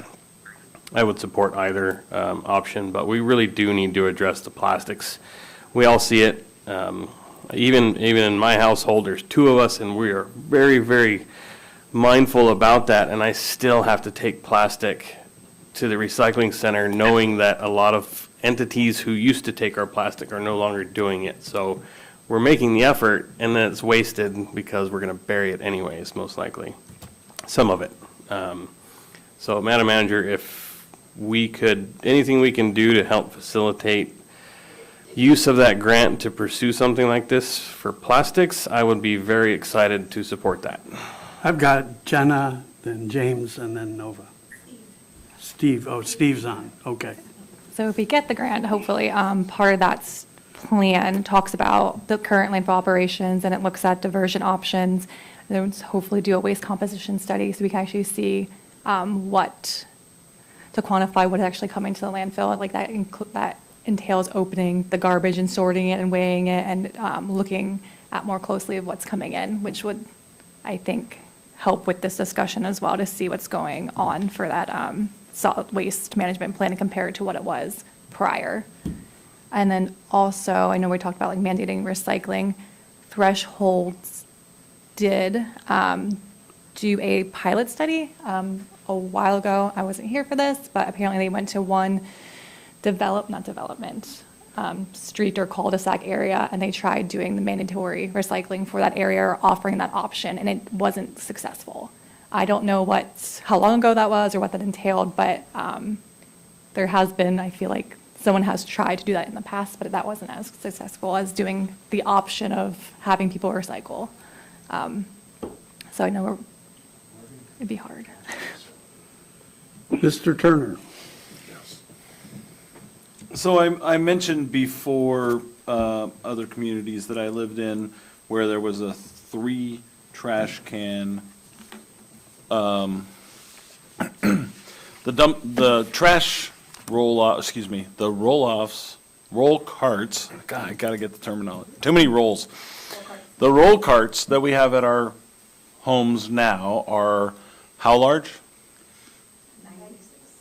96. That would be for your yard waste, that would be for your food, and it would be colored green for your compostables, okay?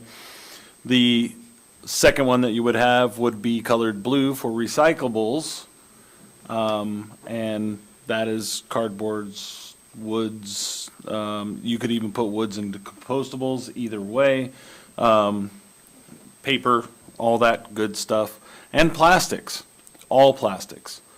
And then your actual garbage can would be no more than 25 gallons. So substantially smaller. And then each one of those is charged out to each resident. And then when they don't use them properly, so one is picked up on Tuesday, one is picked up on Wednesday, and one is picked up on Thursday, right? So if there is garbage in the recyclables, then they're fined for not using it correctly, right? So if their gray can is over full, it means that they're not doing what they're supposed to be doing, which means that they're putting recyclables or whatnot into those wrong containers, and they're fined for that. There is no question about are they doing it correctly or not. You're getting a fine if you don't, right? So you're getting charged for 3 different cans, and you're getting fined for every time you don't use them right. And then we can start lessening what is actually going towards the landfill rather than into recycling. Here is my problem with the Von Sheely recycling.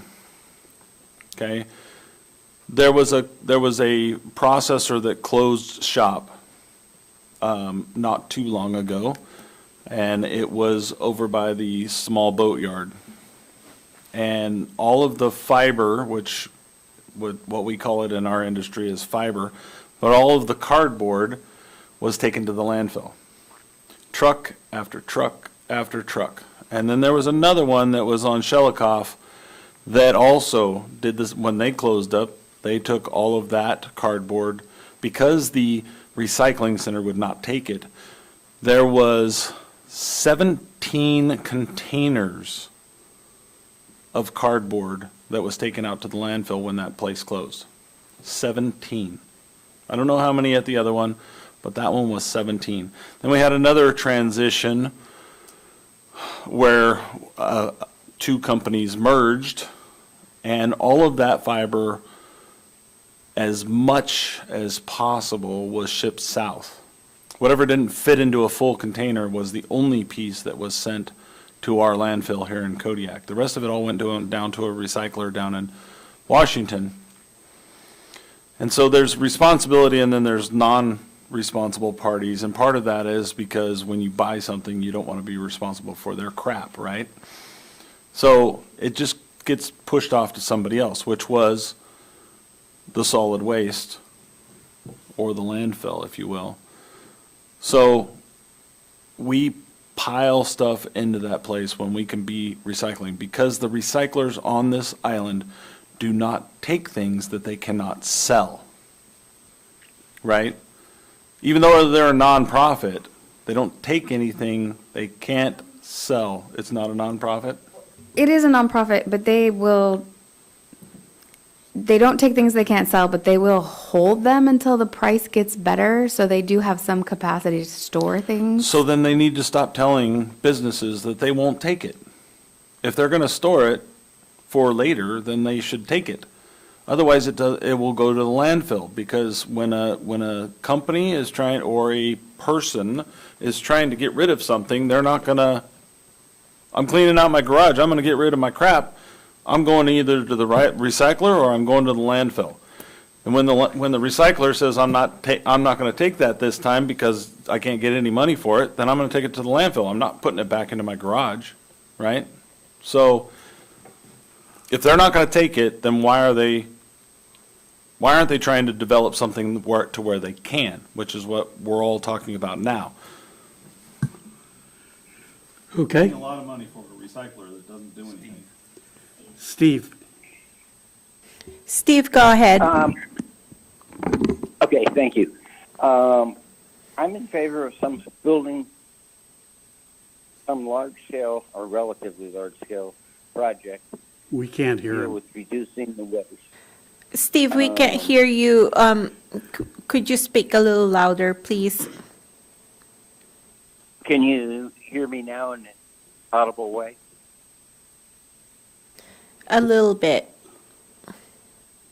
Okay. Okay, because I've got things turned up and I'm talking directly into the mic. You want to fund a Hopefully large-scale you- project. Put the mic next to the speaker. Do what? You want to fund a large-scale project. Yes. Well, I think we should look into it. The project Mr. Turner talked about had some sorting in it, which eliminates the problem of getting people to take it to the right place. People seem to be concerned about the cost of such a project. But what you really have to consider, in my mind, is the cost of the project weighed against creating other facility and larger space to accommodate what we're doing now. I think such a project would, A, be good for recycling, and B, in the long run, I do not believe it would cost more. Thank you. I'll keep it short because of the communication problem. Thanks, Steve. Mr. Sherritt. Thank you. So I know that I've brought this up before, and I'm going to bring it up again.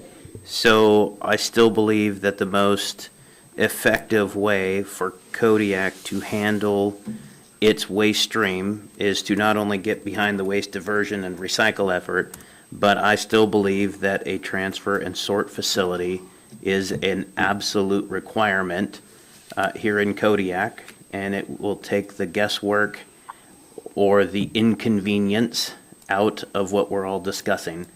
So I would love to see a feasibility of a transfer and sort facility. I don't know where. I don't even want to get involved in that. But that is truly all arrows are pointing towards a transfer and sort facility. Period. Thanks. Bo. Thank you. I have a similar thought, and I don't have the knowledge to suggest a solution, but I would prefer, instead of, we would have to acknowledge the cost of implementation for mandating recycling. I've done the several can thing. It works great in communities that are supportive of it. I don't see us gaining widespread support for that here, so we would have an enforcement burden. We would have to pay for a position or additional capacity for enforcement and compliance. I would prefer to see those funds directed towards a sorting facility to do that on behalf of the community. Whether they're apples to apples, I have no idea, but I'm not excited about the idea of mandating it because I just am not confident that's going to yield the outcome we're hoping for. Well, one of the problems is we have violators all over the place already, and they're not cooperating. I think there are a number of different issues with Threshold, including their employees that they're hiring people with disabilities, I believe, at Threshold to handle the receiving of the waste at least. And they stop buying when their market goes away, and they start buying again when it comes back. So I think that's part of the problem with fiber, was that their market went away. So, Mr. Turner first. Okay. So I agree, we are going to have to add some positions. Absolutely. This is going to require a number of new positions. How many that is, I don't know until we get the, okay. We'll go with 12. Somebody has a whole plan. I had a little bit more than that in my thought process, but we'll go with 12. Jenna. I will make the comment, we did look into glass recycling. A lot of people ask about that, and one of the things is it is not cost effective for us to ship glass off island. So while recycling is fantastic, totally support it, looking at like the business end of it, what we're gonna have to charge residents to actually take some of this recyclable material if we're gonna ship it off island, like we need to do that cost analysis as well. Because like for glass, I'm not sure what we would have to charge, but when I called the recycler, it was astronomical what it would cost us to ship there, and they would pay basically us nothing back to get the glass. And the silica issues. Yeah. Did not mention that part. Anyone else? Jared. Thank you, Jana, for all of this. Solid waste is one of our, is one of our powers, is one of our mandates at the borough up there with education and health. So I'm glad that we're taking this seriously. I'm sorry, Jenna, that you just got bombarded with just a whole bunch of darts thrown around, and these are all fantastic, great ideas. So I think what we're saying is, when you asked for, our vision or ideas, and we said there's just one big yes, that yes, these are things that we want. So can I ask, if it's okay, can I ask you, now that you've heard a bunch of things from up here, what about you and your department? What would you like to see? What is your expertise? Where is that kind of leading you? I would definitely like to see more diversion, going to the landfill or even just opening a roll-off. You see how much cardboard people throw away. I don't know how we're going to mandate recycling and what that cost would be for the citizens, how much garbage is, what we pay to dispose of garbage now. If we mandate recycling, what that would add on to people, especially right now with how the housing market is. People would, finding employees has been hard. So upping someone's disposal costs is, it's hard to do. Doing the right thing can cost money, which I think this is kind of what's going to happen. I also think like planning ahead right now, having that 20 years, which right now we don't even probably have 20 because we only have one cell developed. So we have probably 10 years until we need to decide, or we need to develop a new cell now so that we do have 20 years, because doing this and having a MRF and sorting facility is a great idea. I love that idea. I just don't know how feasible it would be for here. And I think that's kind of, I wasn't sure if I should put my time into looking into that if that wasn't something the board wanted to do. If they were more looking at, okay, we could just do expansion, that's more cost effective for us, because we do have that property to the one side. So this has been a good conversation and kind of helps me see what you guys are looking for, and what the citizens want as well. If I can continue. Yeah, go ahead. I think you're kind of hearing from us up here that, yeah, we're willing to find the resources to make that kind of investment, instead of putting it off for the next decade or two. Then, yeah, let's get it going now. Yeah. Bo? Thank you. So a similar question to Jared's is out of these categories of waste, if you had to prioritize one or two to modernize our processes, what in your opinion do you think we should focus on? I think the easiest one would be cardboard. If we can have people recycling cardboard, just because we get so much shipped here off island. Also, going to see how much food waste we do have at the landfill is a little disheartening. Which is later on, which I can discuss now, when the National Renewable Energy Laboratory did the grant for us, and they looked at the different processes, doing anaerobic digestion with food waste and other green waste material. That was the best option for us. But we would have that byproduct of having something that could be compostable. But what would we do with it? We already have a composting facility that has a hard time getting rid of some of their compost. Where I was from, our wastewater treatment plant, we did biosolids over fields, which worked great, but we don't have a field here to get rid of some of that biosolids. That would be our end product from anaerobic digestion. But those two things, I feel like could be, cardboard would be the first route to go. Start small, start easy. That's something that everybody can do. And then I think doing something with food waste would be very beneficial as well, because that's something that there's a lot at the landfill. Stores throwing away produce that's gone bad. Even like myself, I try not to waste food, but like sometimes I have something that goes bad in the refrigerator. Like, now what do I do with it? I just throw it away. So having something that we could do with that as well would be fantastic. Did you have a question? I've had the opportunity to visit, as I said before, a transfer site in Fairbanks, and it was quite impressive. It was clean, organized, well done. And every time it's brought up in Kodiak, people say it's too expensive, but doesn't seem like it, because it would end all of the residential roller carts, if you will, generally speaking. But the study and grant that you've applied for, would Would they take a look at the feasibility, just in cost analysis of a transfer site? So part of the grant, we had to do proposals when we applied. So we are working with CANA because it was a regional solid waste grant. So we had to partner with CANA to include all the smaller villages. So when we proposed what we were doing, we also had to do a cost of what we're asking for. So we had to get a roundabout idea of how much it would cost to do the plan update as is, including, like, our staff would do the waste composition part of that as well. So I don't know how much wiggle room we would have if we were granted that to kind Sure. of add that on. But if we did, it might be beneficial to look into. I want to say it did include a transfer site in the 2008 report, because it did look at other options that we could do.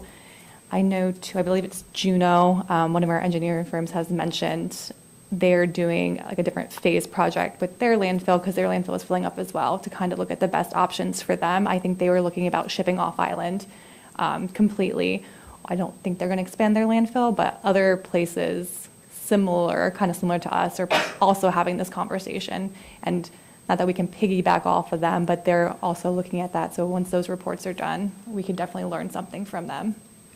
Well, I just want to thank you for bringing this up, the manager, because this is some of the most exciting discussion I've heard in a long time. It's the landfill has always been sort of a cloud, sort of waiting for attention, you know, that's going to bite our community really bad one of these days, and mostly our kids. So I'm glad that we're talking about it, and I appreciate your leadership.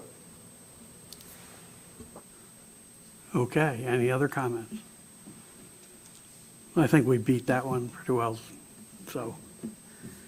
Let's move on to a discussion of an ordinance to update the process for agenda setting and submission of items.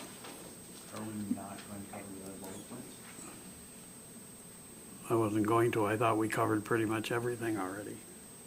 I will make a quick comment though before we do that, because I was just at not a conference, I was listening to Alaska Swana, and the PFAS got brought up.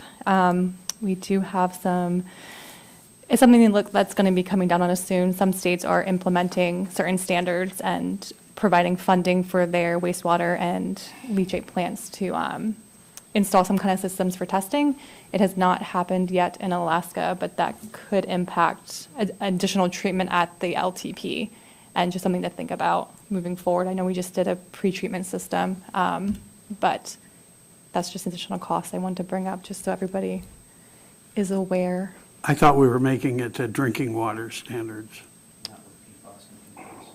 Yeah, so it's still, I know some of the technology is a little bit newer. I'm hopefully, when I go back for vacation, one of the landfills out there has installed one of their foam treatments for PFAS there, so I want to go check that out just because I'm intrigued by it. But good vacation. But yeah, so right now we're not even required to sample for PFAS, and PFAS can be found in almost everything and anything. So I would not be surprised if it is found in our leachate. But I do not know the standard that they would require us to treat for it. The state people I have talked to have at least been pretty realistic about it. They're like, everything contains PFAS, and this is where we're deciding to place it at a landfill. So I'm hoping they go with that mindset of like, yes, we have to do treatment, but we have to also make it feasible for entities. For the uninitiated, what's PFAS? Oh my gosh, Ryan, help me. I can't. Thank Polyfluoroalkyl you. substances, Poly what? polyfluoroalkyl substances. It's a forever chemical, It one that does not naturally attenuate. Yeah, it bioaccumulates in the body. So, and it's found in clothing, some plastic containers. It's really known for AFFF, the firefighting foam, was a big one that it's found in. Okay. So I have more to, Okay, you I want know, I know. to go ahead? I know. Sorry. This is one of the two reasons I actually ran for the assembly, was to integrate into the solid waste and the landfill discussion. So unfortunately, here we are. So one of the things I was excited to talk about was contractor responsibility and testing and lead-based paint. And I'm equipped to the gills tonight to talk about this. So the fact that DPO wanted to skip over this is disheartening. But I'll make it very, very short and very, very sweet. Contractor responsibilities, I think that we owe it to our waste management to put the onus of waste segregation onto our contractors. So one of the byproducts of the Gibson Cove demolition is to segregate the waste.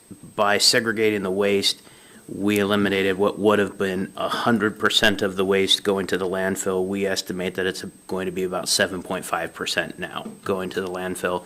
That is sustainable solid waste practices. And so as we, again, stand up these discussions and we're taking these more serious, we're going to conduct a baseline analysis with measurements, quantifications, profiles of the waste that comes out of that commercial demolition.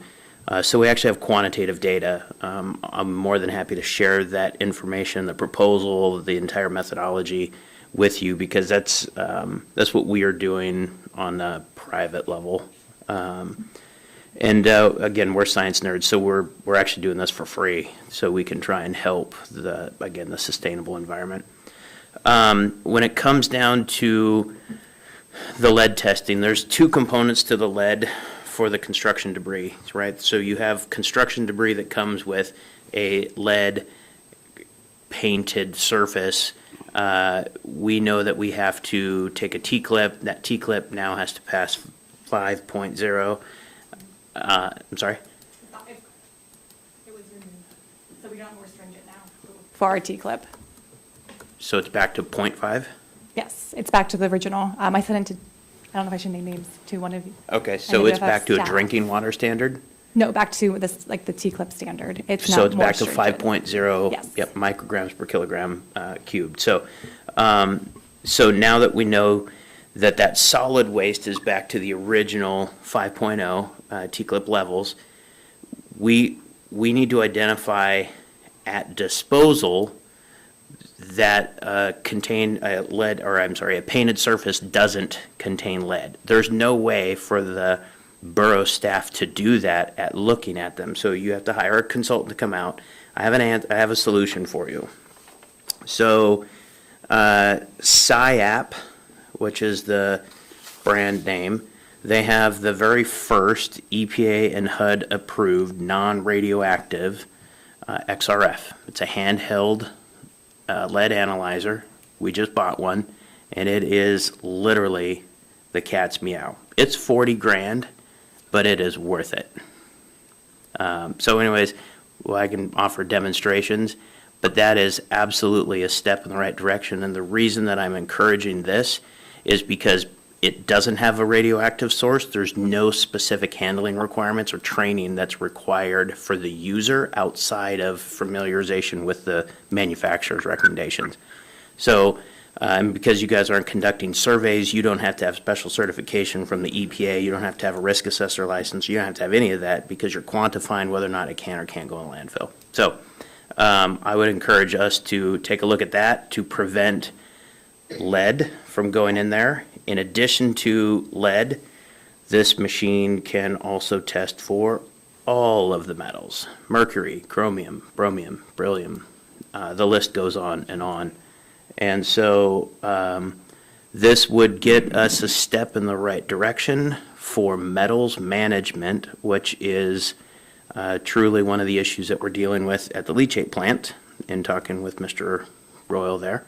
And so this is definitely a step in the right direction. Again, I would recommend that to fund this mechanism, construction debris actually be charged an assessment fee to offset the cost of this unit and the maintenance that goes with it. So that's one problem, cause, and solution all rolled together. The next one is the further discussion into T-clipping. I would encourage that all construction debris, painted or not, goes through the T-clipping process, and that be a requirement before landfill. Currently, as it stands right now, the way the EPA and the DEC regulations read is painted surfaces need to have a representative sample What that means is that you can take a little bit of this and a little bit of that and a little bit of that, throw it all together, and as long as it's less than that 5.0, however, I would recommend that we do direct sampling rather than composite sampling. And this is important, just so you guys are aware, the C&D area is not lined. So that's very important because we're worried about the leaching of your C&D, which usually is fine. But if we're concerned about the heavy metals, that could be a problem during our surface water monitoring and the streams that are located on both sides. Sorry, I thought you all knew that. My bad. You're bad. Just kidding. No, I was just kidding. So I guess those are the kind of the important ones. I'll save the long-winded stuff for maybe a one-on-one later on. So, thanks. Any other comments? Can we move on then? Everybody happy? Move on to a discussion of an ordinance to update the process for agenda setting and submission of items. Madam Manager. This is actually Madam Clerk. Madam Clerk.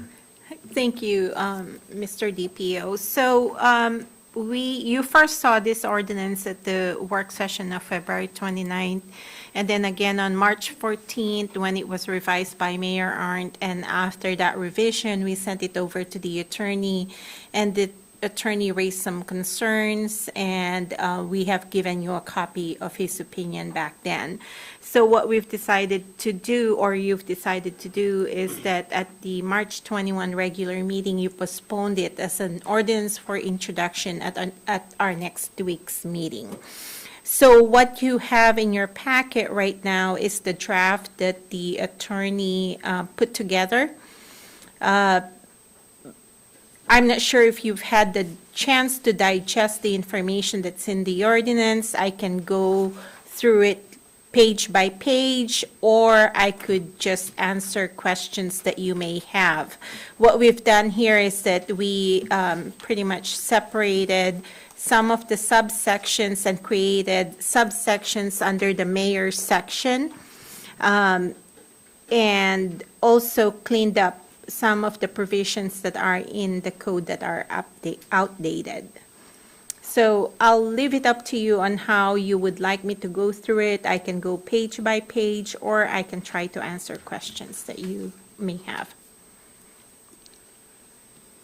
Mr. Ledoux. Thank you. I think it might be worthwhile to go through the changes. The original ordinance was designed to facilitate the Assembly's ability to place things on the agenda. But the attorney review addressed a number of issues that I think are important. And I was very pleased. Just as an example, we've had some concerns about, during work sessions, achieving consensus without a vote. And I hope Mr. Turner is smiling, but that's addressed. And there are a number of areas that were included in this that all seemed very relevant. So it seems to me to go through the new sections would be worthwhile. Okay, I can do that. Okay, so on Any other page... comments, though, from the Assembly? Guess not. Go ahead. Okay, on page 1 of 12, lines 26 or 24 through to 37, we created that new subsection, and what it does is that it gives parameters for the mayor on how he can request for resolutions and ordinances. He needs to do that at the meeting, or if he doesn't do it at a meeting, he needs to fill out a request form, just like the assembly. And once he fills out the request form, just like when you fill out a request form, then I distribute it to all of you, and then I distribute it to staff as well. So it's creating this subsection. It also details that the mayor needs to have another assembly member to request a legal opinion. In the previous code, in section 2.30070 that we're striking out, it doesn't really say or details how the mayor could request an attorney's opinion. So this spells out that if he would like an attorney's opinion, he can request it during a meeting, a work session, or he can also request another assembly member to request a legal opinion. So it's not just him, he needs the support of another assembly member. So then we go to, let me know if you have any questions as I go through this. So we go to page 3 of 12 of the ordinance, up at the top, What line? 79. So I know that there were comments that you can't get consensus during a work session or a regular meeting.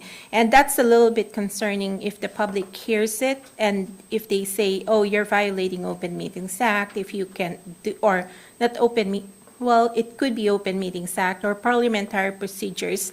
I got to check with a parliamentarian, and straw polling is actually just like what the mayor was doing, is asking consensus. But that there's something in parliamentary procedures that you can't do straw polling. But you can't do straw polling if you have a motion on the agenda. But at the work session, there's no motion on the agenda.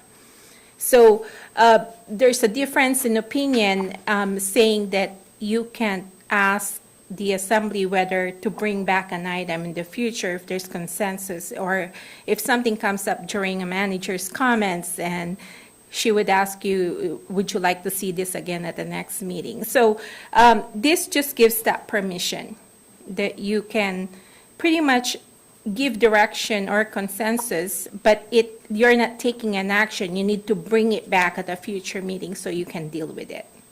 Okay. And then executive session, right now, parliamentary procedure says if it's listed on the agenda, you can go into executive session, and as long as it falls under the categories of like the reasons that you can go into executive session. Let's say if you have a contract that's on the agenda and as you're discussing it, you feel that, oh, I think this is a sensitive topic, that we should go into executive session.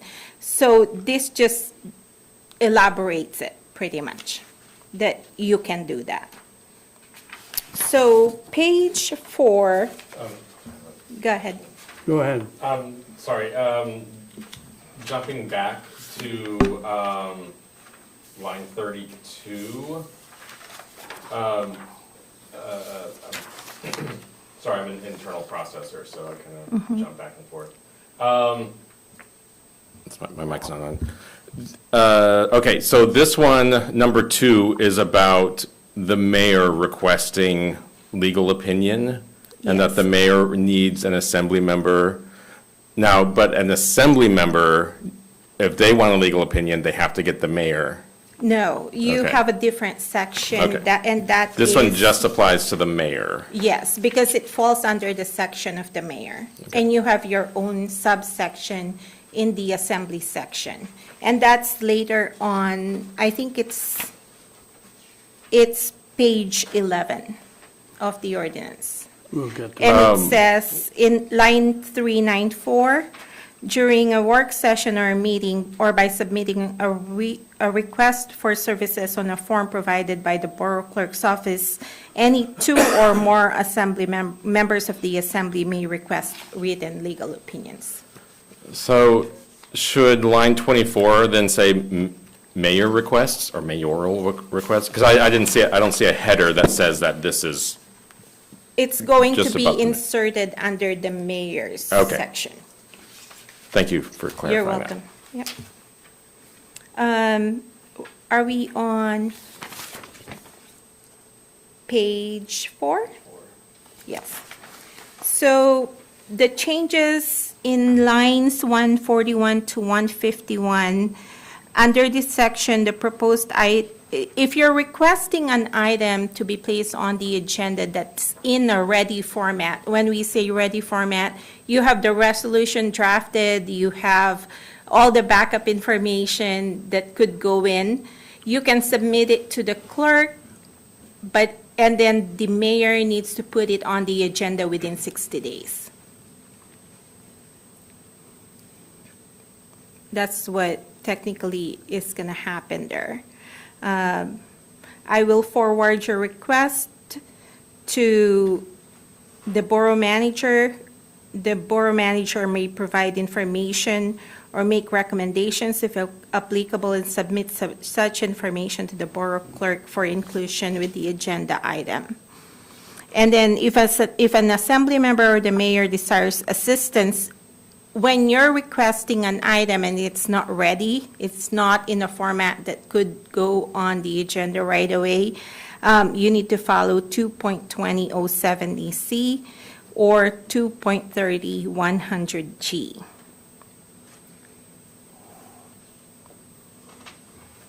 So 2.30.070C, that's the mayor's section, and then 2.30.100G is the assemblies.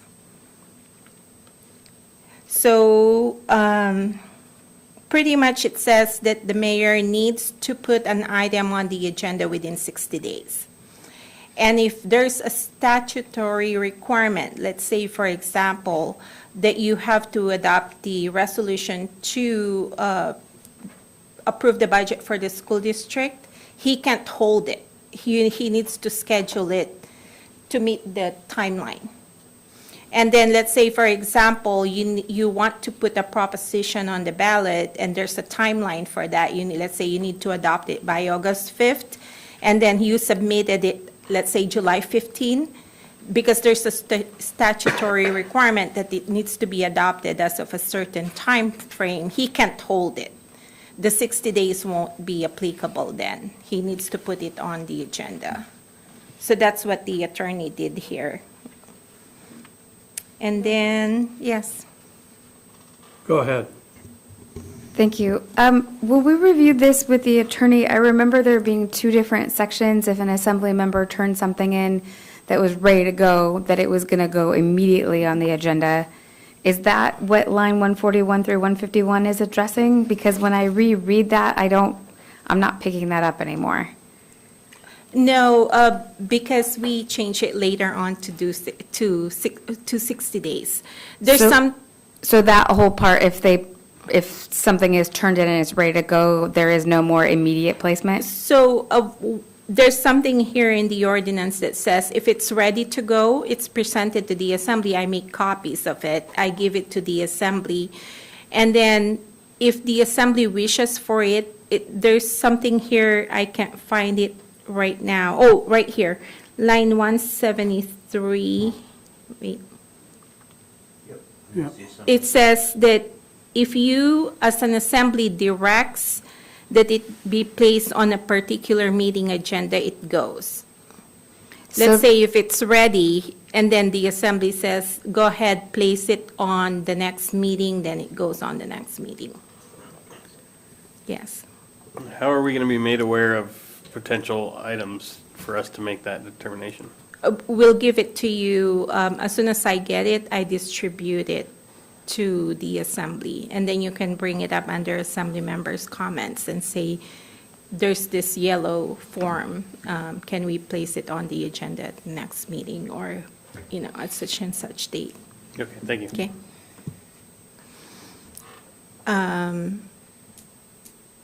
Is that good, Amy, or, okay.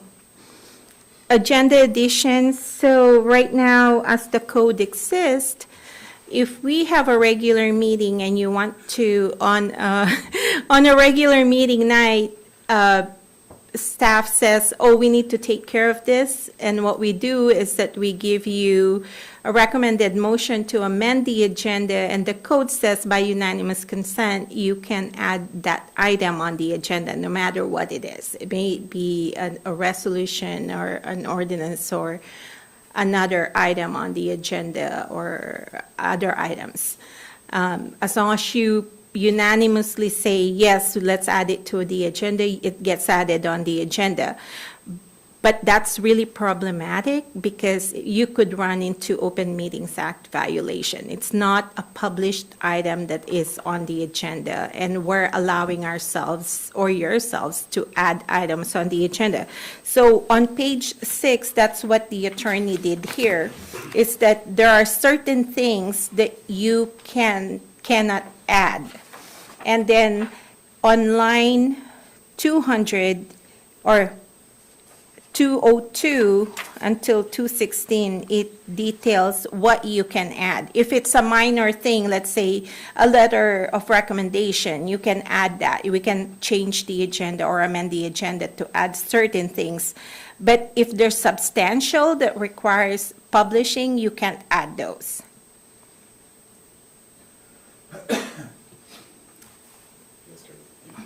Yes.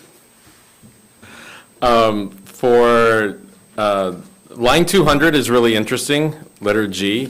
How is that determined if an item is of significant or complex nature? Is this Transfer station. is this a consensus or sense of the assembly, or is that just like grounds to object to somebody adding this? I'm just confused at what is the mechanism for that? What does that look like?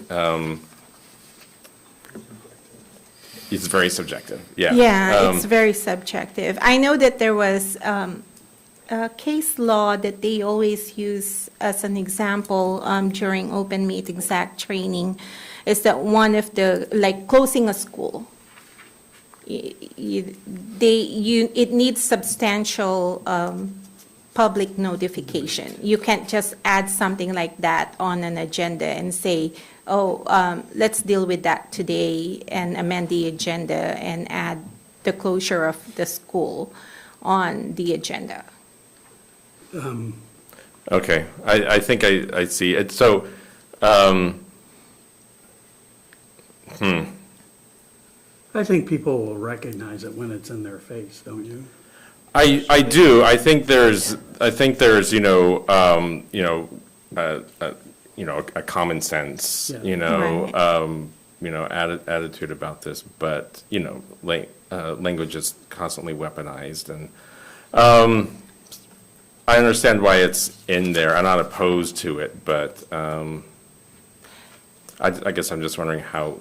I can't wait to see how it plays out. I think your manager or staff members will let you know, and if a clerk probably would say this may not be a good idea to add to the agenda, and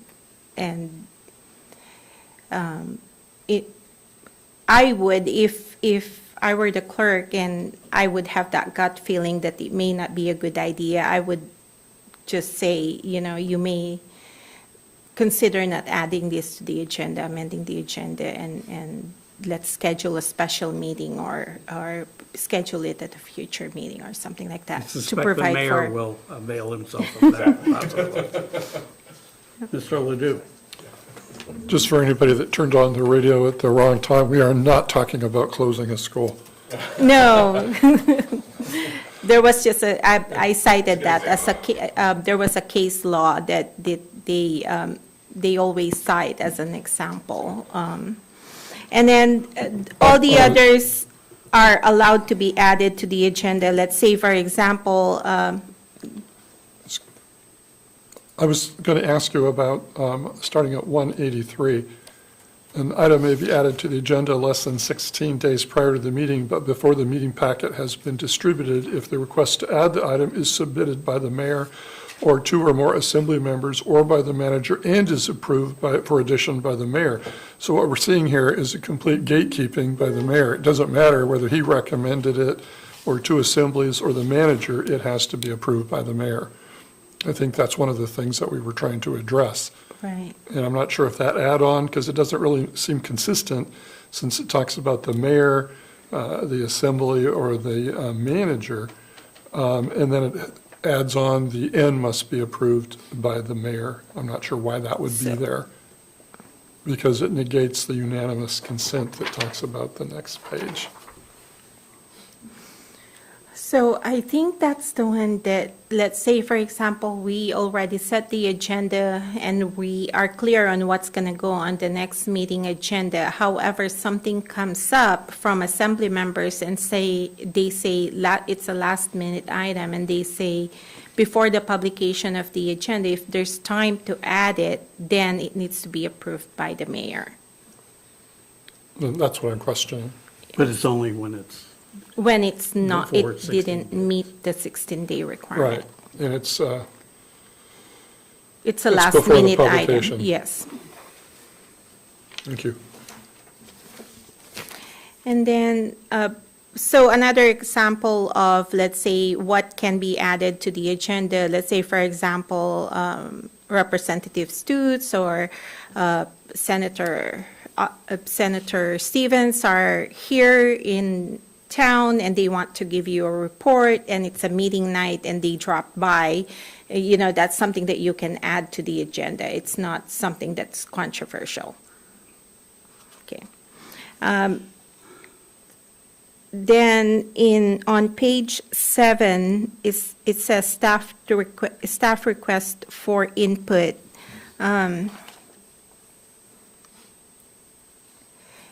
If the manager, clerk, or other staff request assembly comment or input on an issue during the meeting, but a decision by the assembly is not required, or the request is for placing the topic on a future agenda, the topic identified by staff need not to be added to the agenda, but no vote may be taken and no decision may be made. So I believe that this addresses something like comes up during manager's comments or clerk's comments, and, go ahead. May I ask a question about that? So I actually have a question planned for you during the manager's report tonight, so it wouldn't have to go on the agenda, but can we still get consensus from them?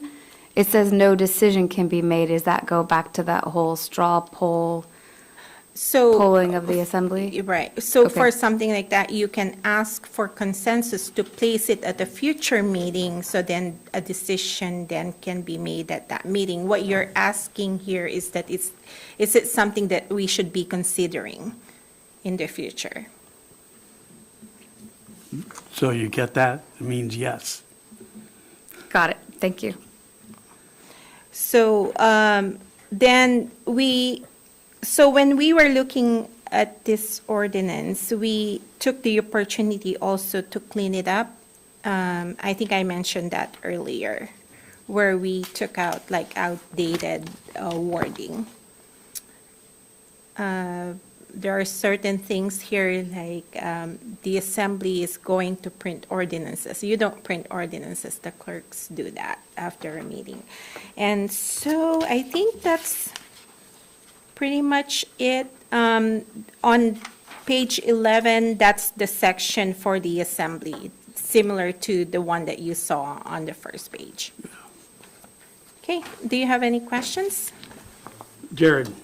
If we go back up to line 220, what we were just talking about, I think this is actually really important, and because often in manager comments or the manager's report, we get into some substantive discussions about things not on the agenda, and the public needs to be notified of those things, or we need to have something in here that I think kind of hedges us with open meetings and with making sure that we're sticking and having substantive discussions about what's actually on the agenda. Unless we start to require the managers and the clerk's report to be published with the agenda, and then the public is then notified, oh, this is in the manager's report, they might be having a substantive conversation about this, even though it's not on the agenda. Some nights the ink isn't dry when I put this in front of you, so if it had to be published with the agenda, you wouldn't be getting updated information, so that would kind of. Right. So that's why I think this one's important, because I think I don't want to use the word protects us, because I still think that there needs to be a better way of publishing, comments so that the public does know sometime before the meeting. It's probably, the Open Meetings Act is very specific, that you need to specify it on your agenda in order for you to discuss it. I think this one provides an avenue for the assembly to, if something comes up during the clerk's comments or the manager's comments, and we don't know what to do with the information that we have, is this something that interests the assembly? Is this something that we should be bringing up in the future? Those are the only questions that I think we should be asking. And then we bring it back to you on a published agenda at a future meeting, so you can make a decision on it. But that doesn't, and yes, 100% agree, that doesn't really help with, though, when the floor is then opened to assembly comments or questions of the manager and clerk, then everything is open. And Right. things not on the agenda can Right. then be discussed substantively.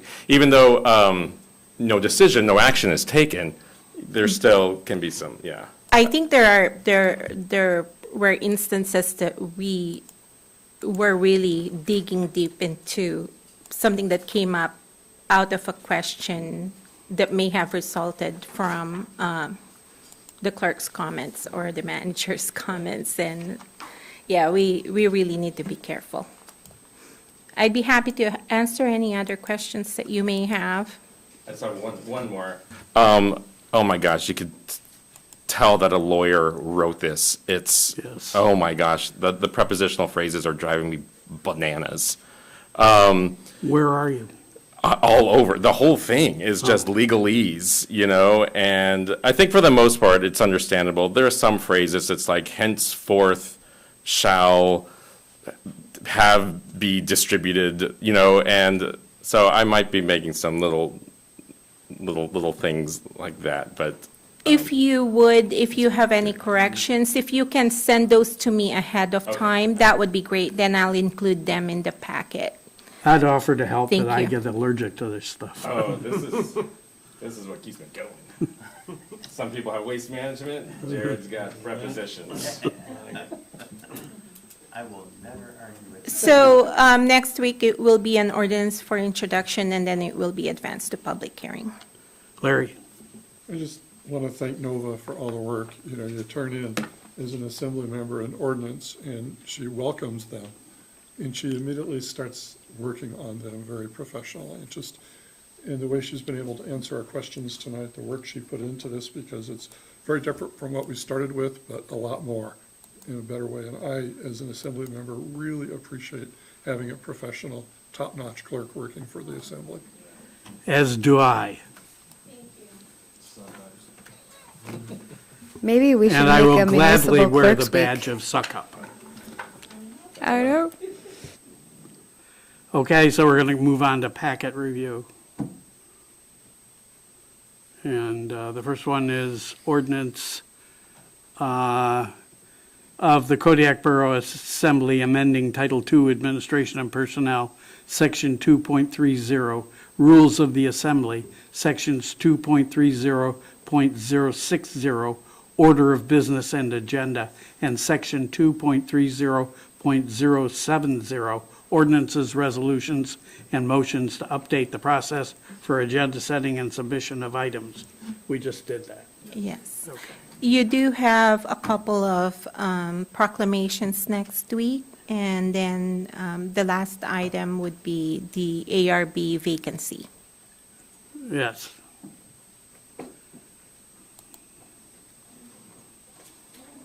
So we move to accept with regret the resignation of Mr. Cody Allen on the Architectural and Engineering Review Board, Building Code Board of Appeals, effective May 3rd, 2024, and direct the Borough Clerk to advertise the vacancy per Borough Code 2.100.070D. Is there any? with regret, because he's gonna be working for us. Yes, we did hire Mr. Allen. He'll be starting on May 6th. Well, he gets 3 days then. So, okay. Anything else on that? Let me get back to where I'm supposed to be. You are where you should be. I am not where I'm supposed to be.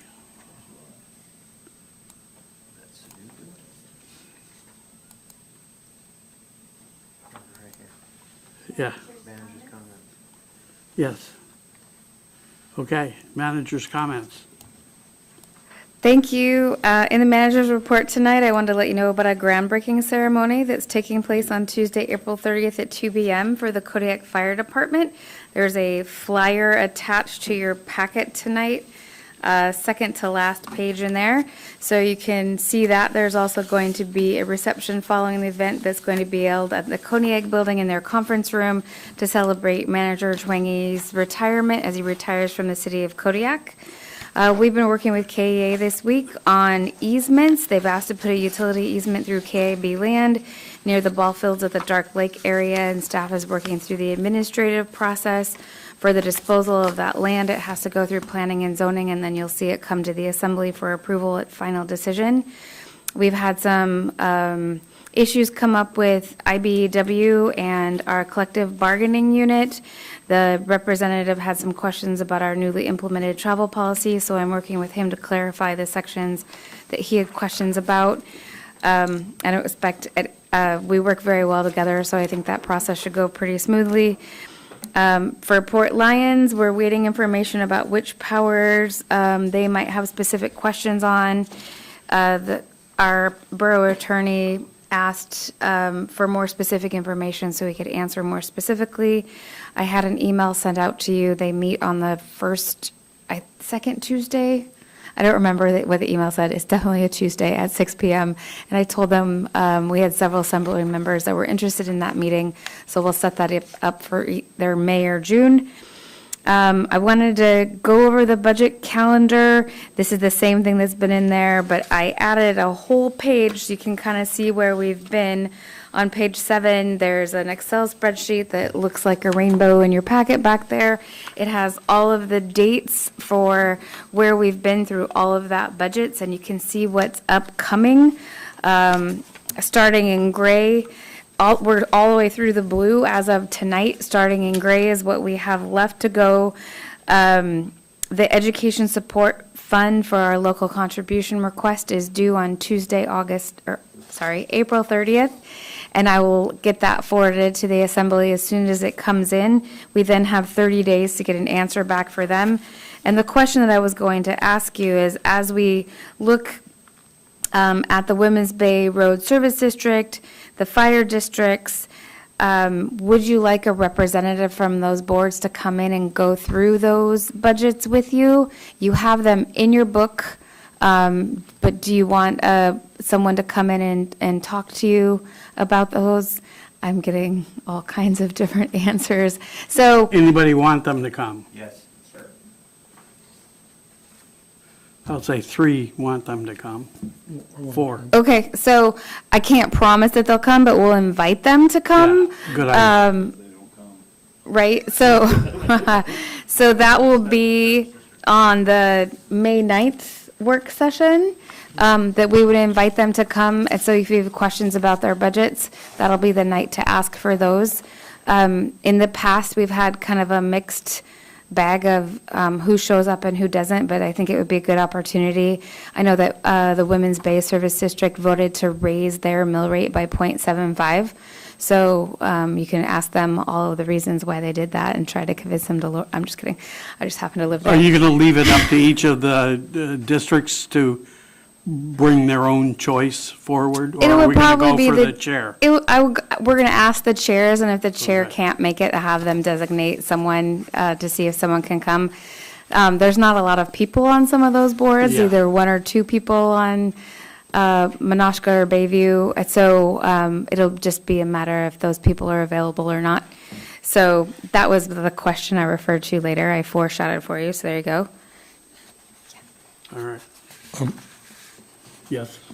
Are they going to bring a copy of their contracts for services when they come to present their budget? We could provide those for you. Engineering Facilities has those, so if you want to see those, we could absolutely have a copy of those that night. Well, I'm also interested in the public being able to see what we pay for a weed whacker per day. I'm excited about that conversation. That's one of the things that is on our list of things to work on. So I don't think that night is probably going to be a great time That's to not gonna be a discuss great those time. contracts. But you'll get to see them and then know what we're dealing with as we move forward. Thank you. I think we're kind of time constrained for the budget stuff from now until the end of June. And so we maybe have that discussion after that. We always have Saturdays. We do have Saturdays for those people who don't like to put their feet up and kind of exhale. Or work. Your wife lets you do that? No. I said people, not me. Is it okay if I continue? Okay. Yes. We had an audible alarm test today in the main building by Taylor Fire Expansion. They work. It's quite loud. Everyone heard it. For the Kisa lease, we have a meeting set up next week, hopefully on Monday. That's the only day I'm here next week, so I'm hoping that time frame works out to address the sections of the lease about the types of guns that are authorized at the range. If that doesn't work, it'll get pushed to the next week. We are still, we want to get their input and not just the lawyer's input and see what they are feeling about that issue. I think lots of times tonight, we talked about how important that emergency management training is. While we were in the meeting, I forwarded that to our community development director because I don't think our enforcement officer has signed up yet, so I gave them a push, nudge to get them in there. In community development this week, we had an in-person, multi-jurisdictional hazard mitigation plan kickoff. They moved the chairs all out and set up tables and had pictures and handouts, and they did a really great presentation. It was really good. We had some members of the community come that offered a lot of history to hazard mitigation and talked about years gone by and hazards and things that have happened here in Kodiak. So it was an educational for the community, but it was also educational for the staff, and the staff just did a really great job. Our logo contest for the comprehensive plan is kicked off with the high school, so we're excited to see those submissions come in. In assessing for Board of Equalization, out of the 29 appeals that had first come in, 24 have been withdrawn. So in May, we will be hearing 5 appeals, and so that will happen at the beginning of the week on May 6th, and then all of those will be accounted for as we move for the roll being certified on May 10th. The BOE had training on the 23rd. Nova's probably going to talk about that in her report. Sorry. After that training, they also met and considered one more late appeal request, which was denied. So it will be just those 5 appeals that happens on May 6th. In engineering and facilities, the Triennial Asbestos Hazard Emergency Response Act inspection invitation to bid was released to the public on, will be, it says was, but it's going to get released tomorrow.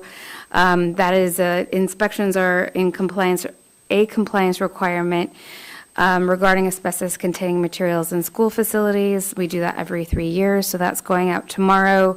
The Hospital Facility Advisories Board is planning to meet on May 13th, and the Solid Waste Contract Committee will be meeting on May 14th. At the landfill, we're still waiting to hear if the Denali Commission funding was awarded. That's that funding that we talked about earlier tonight for an update to the solid waste management plan. We had a kickoff meeting for the Peterson roof, happened at Peterson School last Friday. The contractors were out there. The person who's going to be the project manager was there. The person who's going to be the on-site manager, going to be there every day, was there. The principal came, and several teachers came and got to ask questions. The materials are in Seattle. There are 19 40-foot containers filled of the new roof. They're scheduled to leave here in the next couple of weeks and will be here by the end of May, but demolition will start before that. So that project is rocking and rolling, and I think everyone's very excited. They have the layout plan all done that's going to go out on the ball field out there, and they're building a set of stairs that are just going to stay up there that are lockable so they can get on and on the roof easily off the backside of the school. We have a noise plan set for the Coast Guard housing right next door, so an hour set of what they're allowed to work. So it's really happening this summer. So we're very excited, and the school members, the stakeholders out there, were very excited as well. In finance, every time we talk about the budget, we are collecting all of those individual line items. The department directors make notes, they send them to the finance director. She sends a new updated budget back to them just to make sure that that's what they think they sent in, and we make sure all those lines, those changes line up. When you get the level 2 manager's budget, you'll have the level 1 management, then you'll have a line that says what the change was, and then what the new level 2 manager budget is, so you can track those changes as well. So it's easier for you to follow as we go along. The main thing in IT this week is that we are ready for the RFP. We'll be going out at the beginning of May for that cybersecurity grant program that is happening. And Bayside Fire put in a lot of neat things this week. They have a summer-long recruitment drive that they're about to launch. They have an island-wide public safety-oriented Explorer Post project that they're looking at doing. And once again, they participated in our mutual aid program, except they were the ones that provided mutual aid to the city. They also had a gasoline-fed fire to salvage yard, both in that same day. So they've been staying busy. At the actual fire department, they are making a new firefighter day room. And there is a healthy competition between Squad Company 11 and Engine Company 11 with the parties that they are throwing there. So that's exciting. And then for attachments, you have that, the dates of where we are on the budget. You have the Kodiak Fire Department groundbreaking ceremony. And then there is a press release from Prince William Sound Regional Citizens Advisory Council that the board is meeting next week in Valdez, and that is where I will be next week. Bo? Thank you. Going back to the Kisa lease, there was a split vote to reject the lease renewal and has resulted in legal assistance coming from the borough. Is this costing the borough money, or is the prospective recipient of this lease paying for those legal fees? We had already, this lease has been out of date for a few years, and the lawyers' opinions that I'm looking at are from 2019 and 2020. We have the email string of all of the input for the lawyer was put in, so I think it was borough fees, but it's from quite a few years ago. The language that's in there that Assemblymember Sher pointed out, I can see why it was put in, and he said it was for insurance reasons, but we don't have a direct link for that, and so I need to find out if it's for insurance reasons, because Kisa has to have insurance out of the range, so I need to know if it's for their insurance reasons, and so we're meeting with Patrick whenever he's available, and I'm in town over the next couple of weeks to get that figured out. Okay, yeah, the reason I ask is I'm pretty ignorant with this lease, and I'm hoping that we aren't using borough funds to reconcile someone else's due diligence that may have not happened. I think it's our responsibility because it's our land, and so we want to make sure that lease protects us as well as the landowner, and that's a nature conservancy grant. It's kind of a different kind of, there's some different requirements about public access, and so it has to be open so many hours for free to people. It has a lot of different things in that lease that we're required to do. And so we're trying to make sure that all of those things are happening and that they're following through on their side. Thank you. Mr. Sherritt? Thank you. In similar fashion, I just want to make sure that the environmental concerns for that lease are addressed. Outside of that, sounds like you're on it.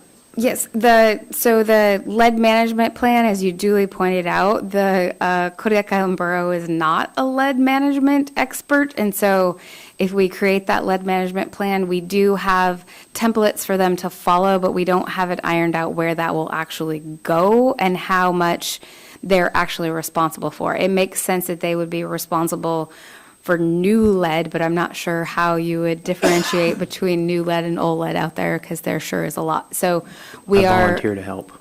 Thank you. We're working, Sitka has a similar situation with a range that they own, so we're working with them to see how they're handling it as well, so we don't have to reinvent the wheel. Any other concerns? Okay, moving on, clerk's comments. Thank you, DPO and members of the assembly. I was about to place my order for the by-mail voting envelopes, and I just thought that I should check with our vendor and see if they still can do it. And I found out that they won't be able to do it this year, and luckily I didn't place those order. Otherwise, I could have been charged that or spent thousands of dollars on envelopes that I could not use because I used permit number when mailing. So the good news is that I found a different vendor from Anchorage that could mail our ballots this September. So we're good there. And we will be ordering we ordered our envelopes yesterday.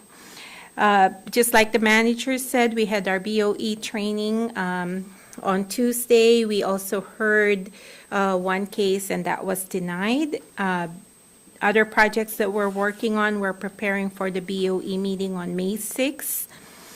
We have a liquor license that we are processing. I'm working on ordinances, or actually worked on the ordinances that are listed here.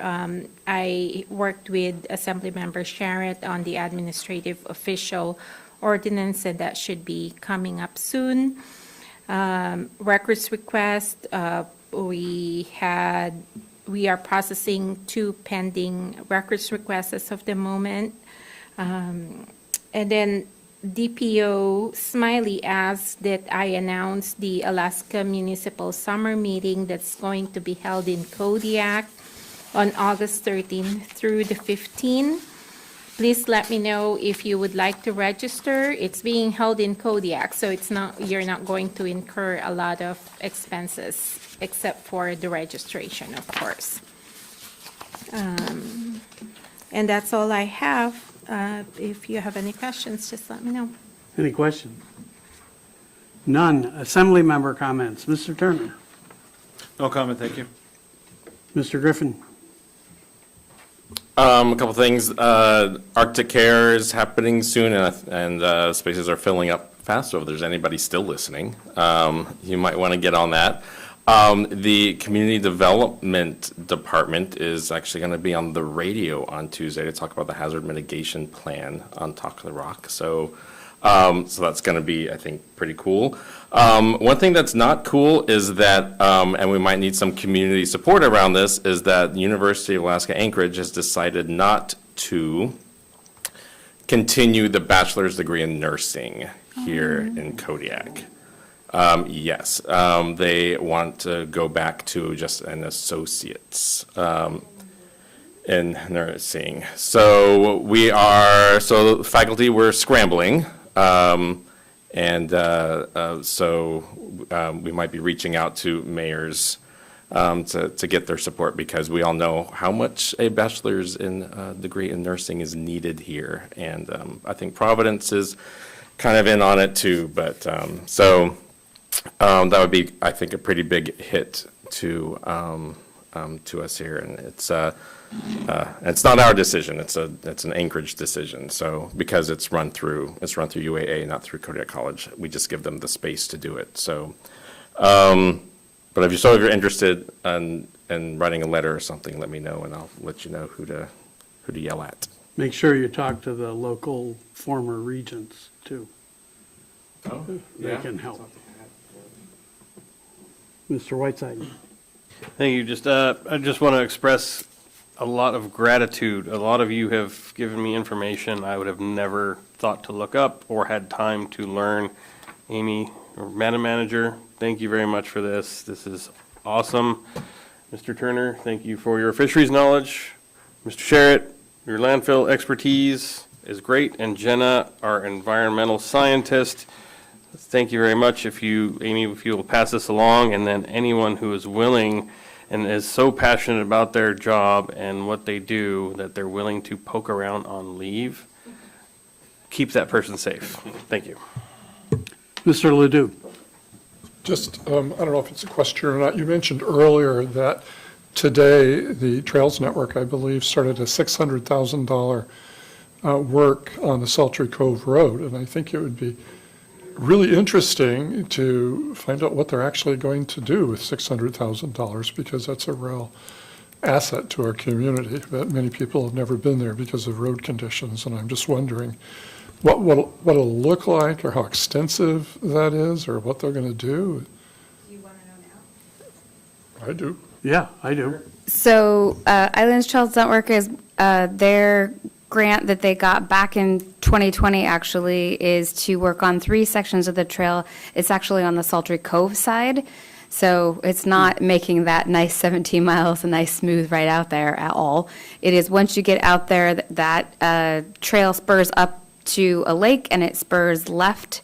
It is a section at the end of the trail, and that section's on both of those spurs. And I personally learned so much this week about the permitting process and what should have been done over the last 4 years and has not been done. So I got to work with the U.S. Army Corps of Engineers on the Clean Water Act and nationwide permits. And I'm actually very proud. We got a 120-day permitting process done in 2 days with the cooperation of a lot of people. And thank you, Mr. Baggett. Mr. Baggett has been with the Army for 30 years and happens to have a son right now who's a junior at the Coast Guard Academy. And we bonded, and he bent over backwards to help us. He was amazing. So I already wrote a message to his supervisor, and I think I'm going to send his son a care package because, I mean, he really, really helped us. So they are... they got a fish habitat permit to make sure that they are not messing with the salmon streams out there. They are, I learned the correct language to say to get the permit, they are re-hardening stream beds using similar materials that had already been there before, and they're staying inside of the original footprint of that trail. So they're making trail improvements. This is under a hunter access program from Alaska Fish and Game. So they are doing $120,000 of in-kind work, and that's state money. And once it's dollar for dollar replacement, and then once they pass the $120,000, the rest of the money is federal money. So our finance staff has been working on this project, literally quarterly reporting for years to get to this point, and then had a really big push over the last couple of weeks to work with ITN on the valuation of their labor and their equipment they're going to use. So every time we get a grant and you approve it, it's wonderful, and it's money. It feels like free money coming into the borough, but finance has to work really hard to meet all of those reporting requirements. Oh, and Dora's still here, so good, she can hear it. Yeah, no, it's, Sue and Dora work really hard to make sure that we meet all of those requirements, and it's a lot of work on their part, so it's exciting to watch that work get done. I don't know how many of us will actually see it, but the state is flying out with Keller Wadham on May, so maybe one of you can sneak yourself on that flight if I don't get in there first to go see the work that gets done. Mr. Sherritt. Thank you. So when we were going over the Assembly's budget, we briefly discussed if an Assembly member wanted to waive their compensation. So Madam Manager was kind enough to send out the waiver compensation form for those of you that are interested in it. I have modified this form because I am pledging my entire annual compensation to 6 nonprofits to help bolster the nonprofits. So I put this on the back of the form. I would encourage you guys that if you are so inclined and view nonprofits as much as I do, I have signed this. I'm going to leave this with Nova, and when we discuss nonprofit funding, we will fill this out with corresponding checks at the same dollar amount of my compensation. So outside of that, I appreciate everybody's healthy conversations and regarding municipal solid waste and waste management practices. Again, I mentioned this in our comments. This is one of the 2 reasons that I sat and ran for the Assembly position. So tonight was an engaging conversation and probably one of my more fun evenings. So thank you. My comments. I have forwarded to you printed copies and electronic copies of the evaluation forms for the manager and the clerk. we will have a meeting on May 16th to evaluate the manager and the clerk. And I would hope that if you have any concerns about the forms, you let me know. I got one comment back that said, sounds good. So I'm not overly worried. But just to keep you in the loop that we're going to do that on the 16th. So read them over, see what you think, and go from there. Other than that, I had a haircut this morning, and the woman who was cutting my hair told me that she had to adapt her go bag. Well, there's go bags for tsunamis and earthquakes and everything. She was doing it because there was a fire in a house near hers, and that was really scary and burned the house next door. And what she wanted to take in the case of a fire was different from what she wanted to take in a tsunami or something. I think we need to have that kind of attitude explained more to us and to the citizens, that things like fires require you to get the heck out of Dodge. And all the papers that you have that you don't have in a fireproof safe, you want to take with you. All your meds, you want to take them with you too. You just want to make sure that you've got those things covered if you have to get out of your house. And that's all I have to say. Thank you. Move to adjourn. Or do we not adjourn? You just say we're adjourned. We're adjourned.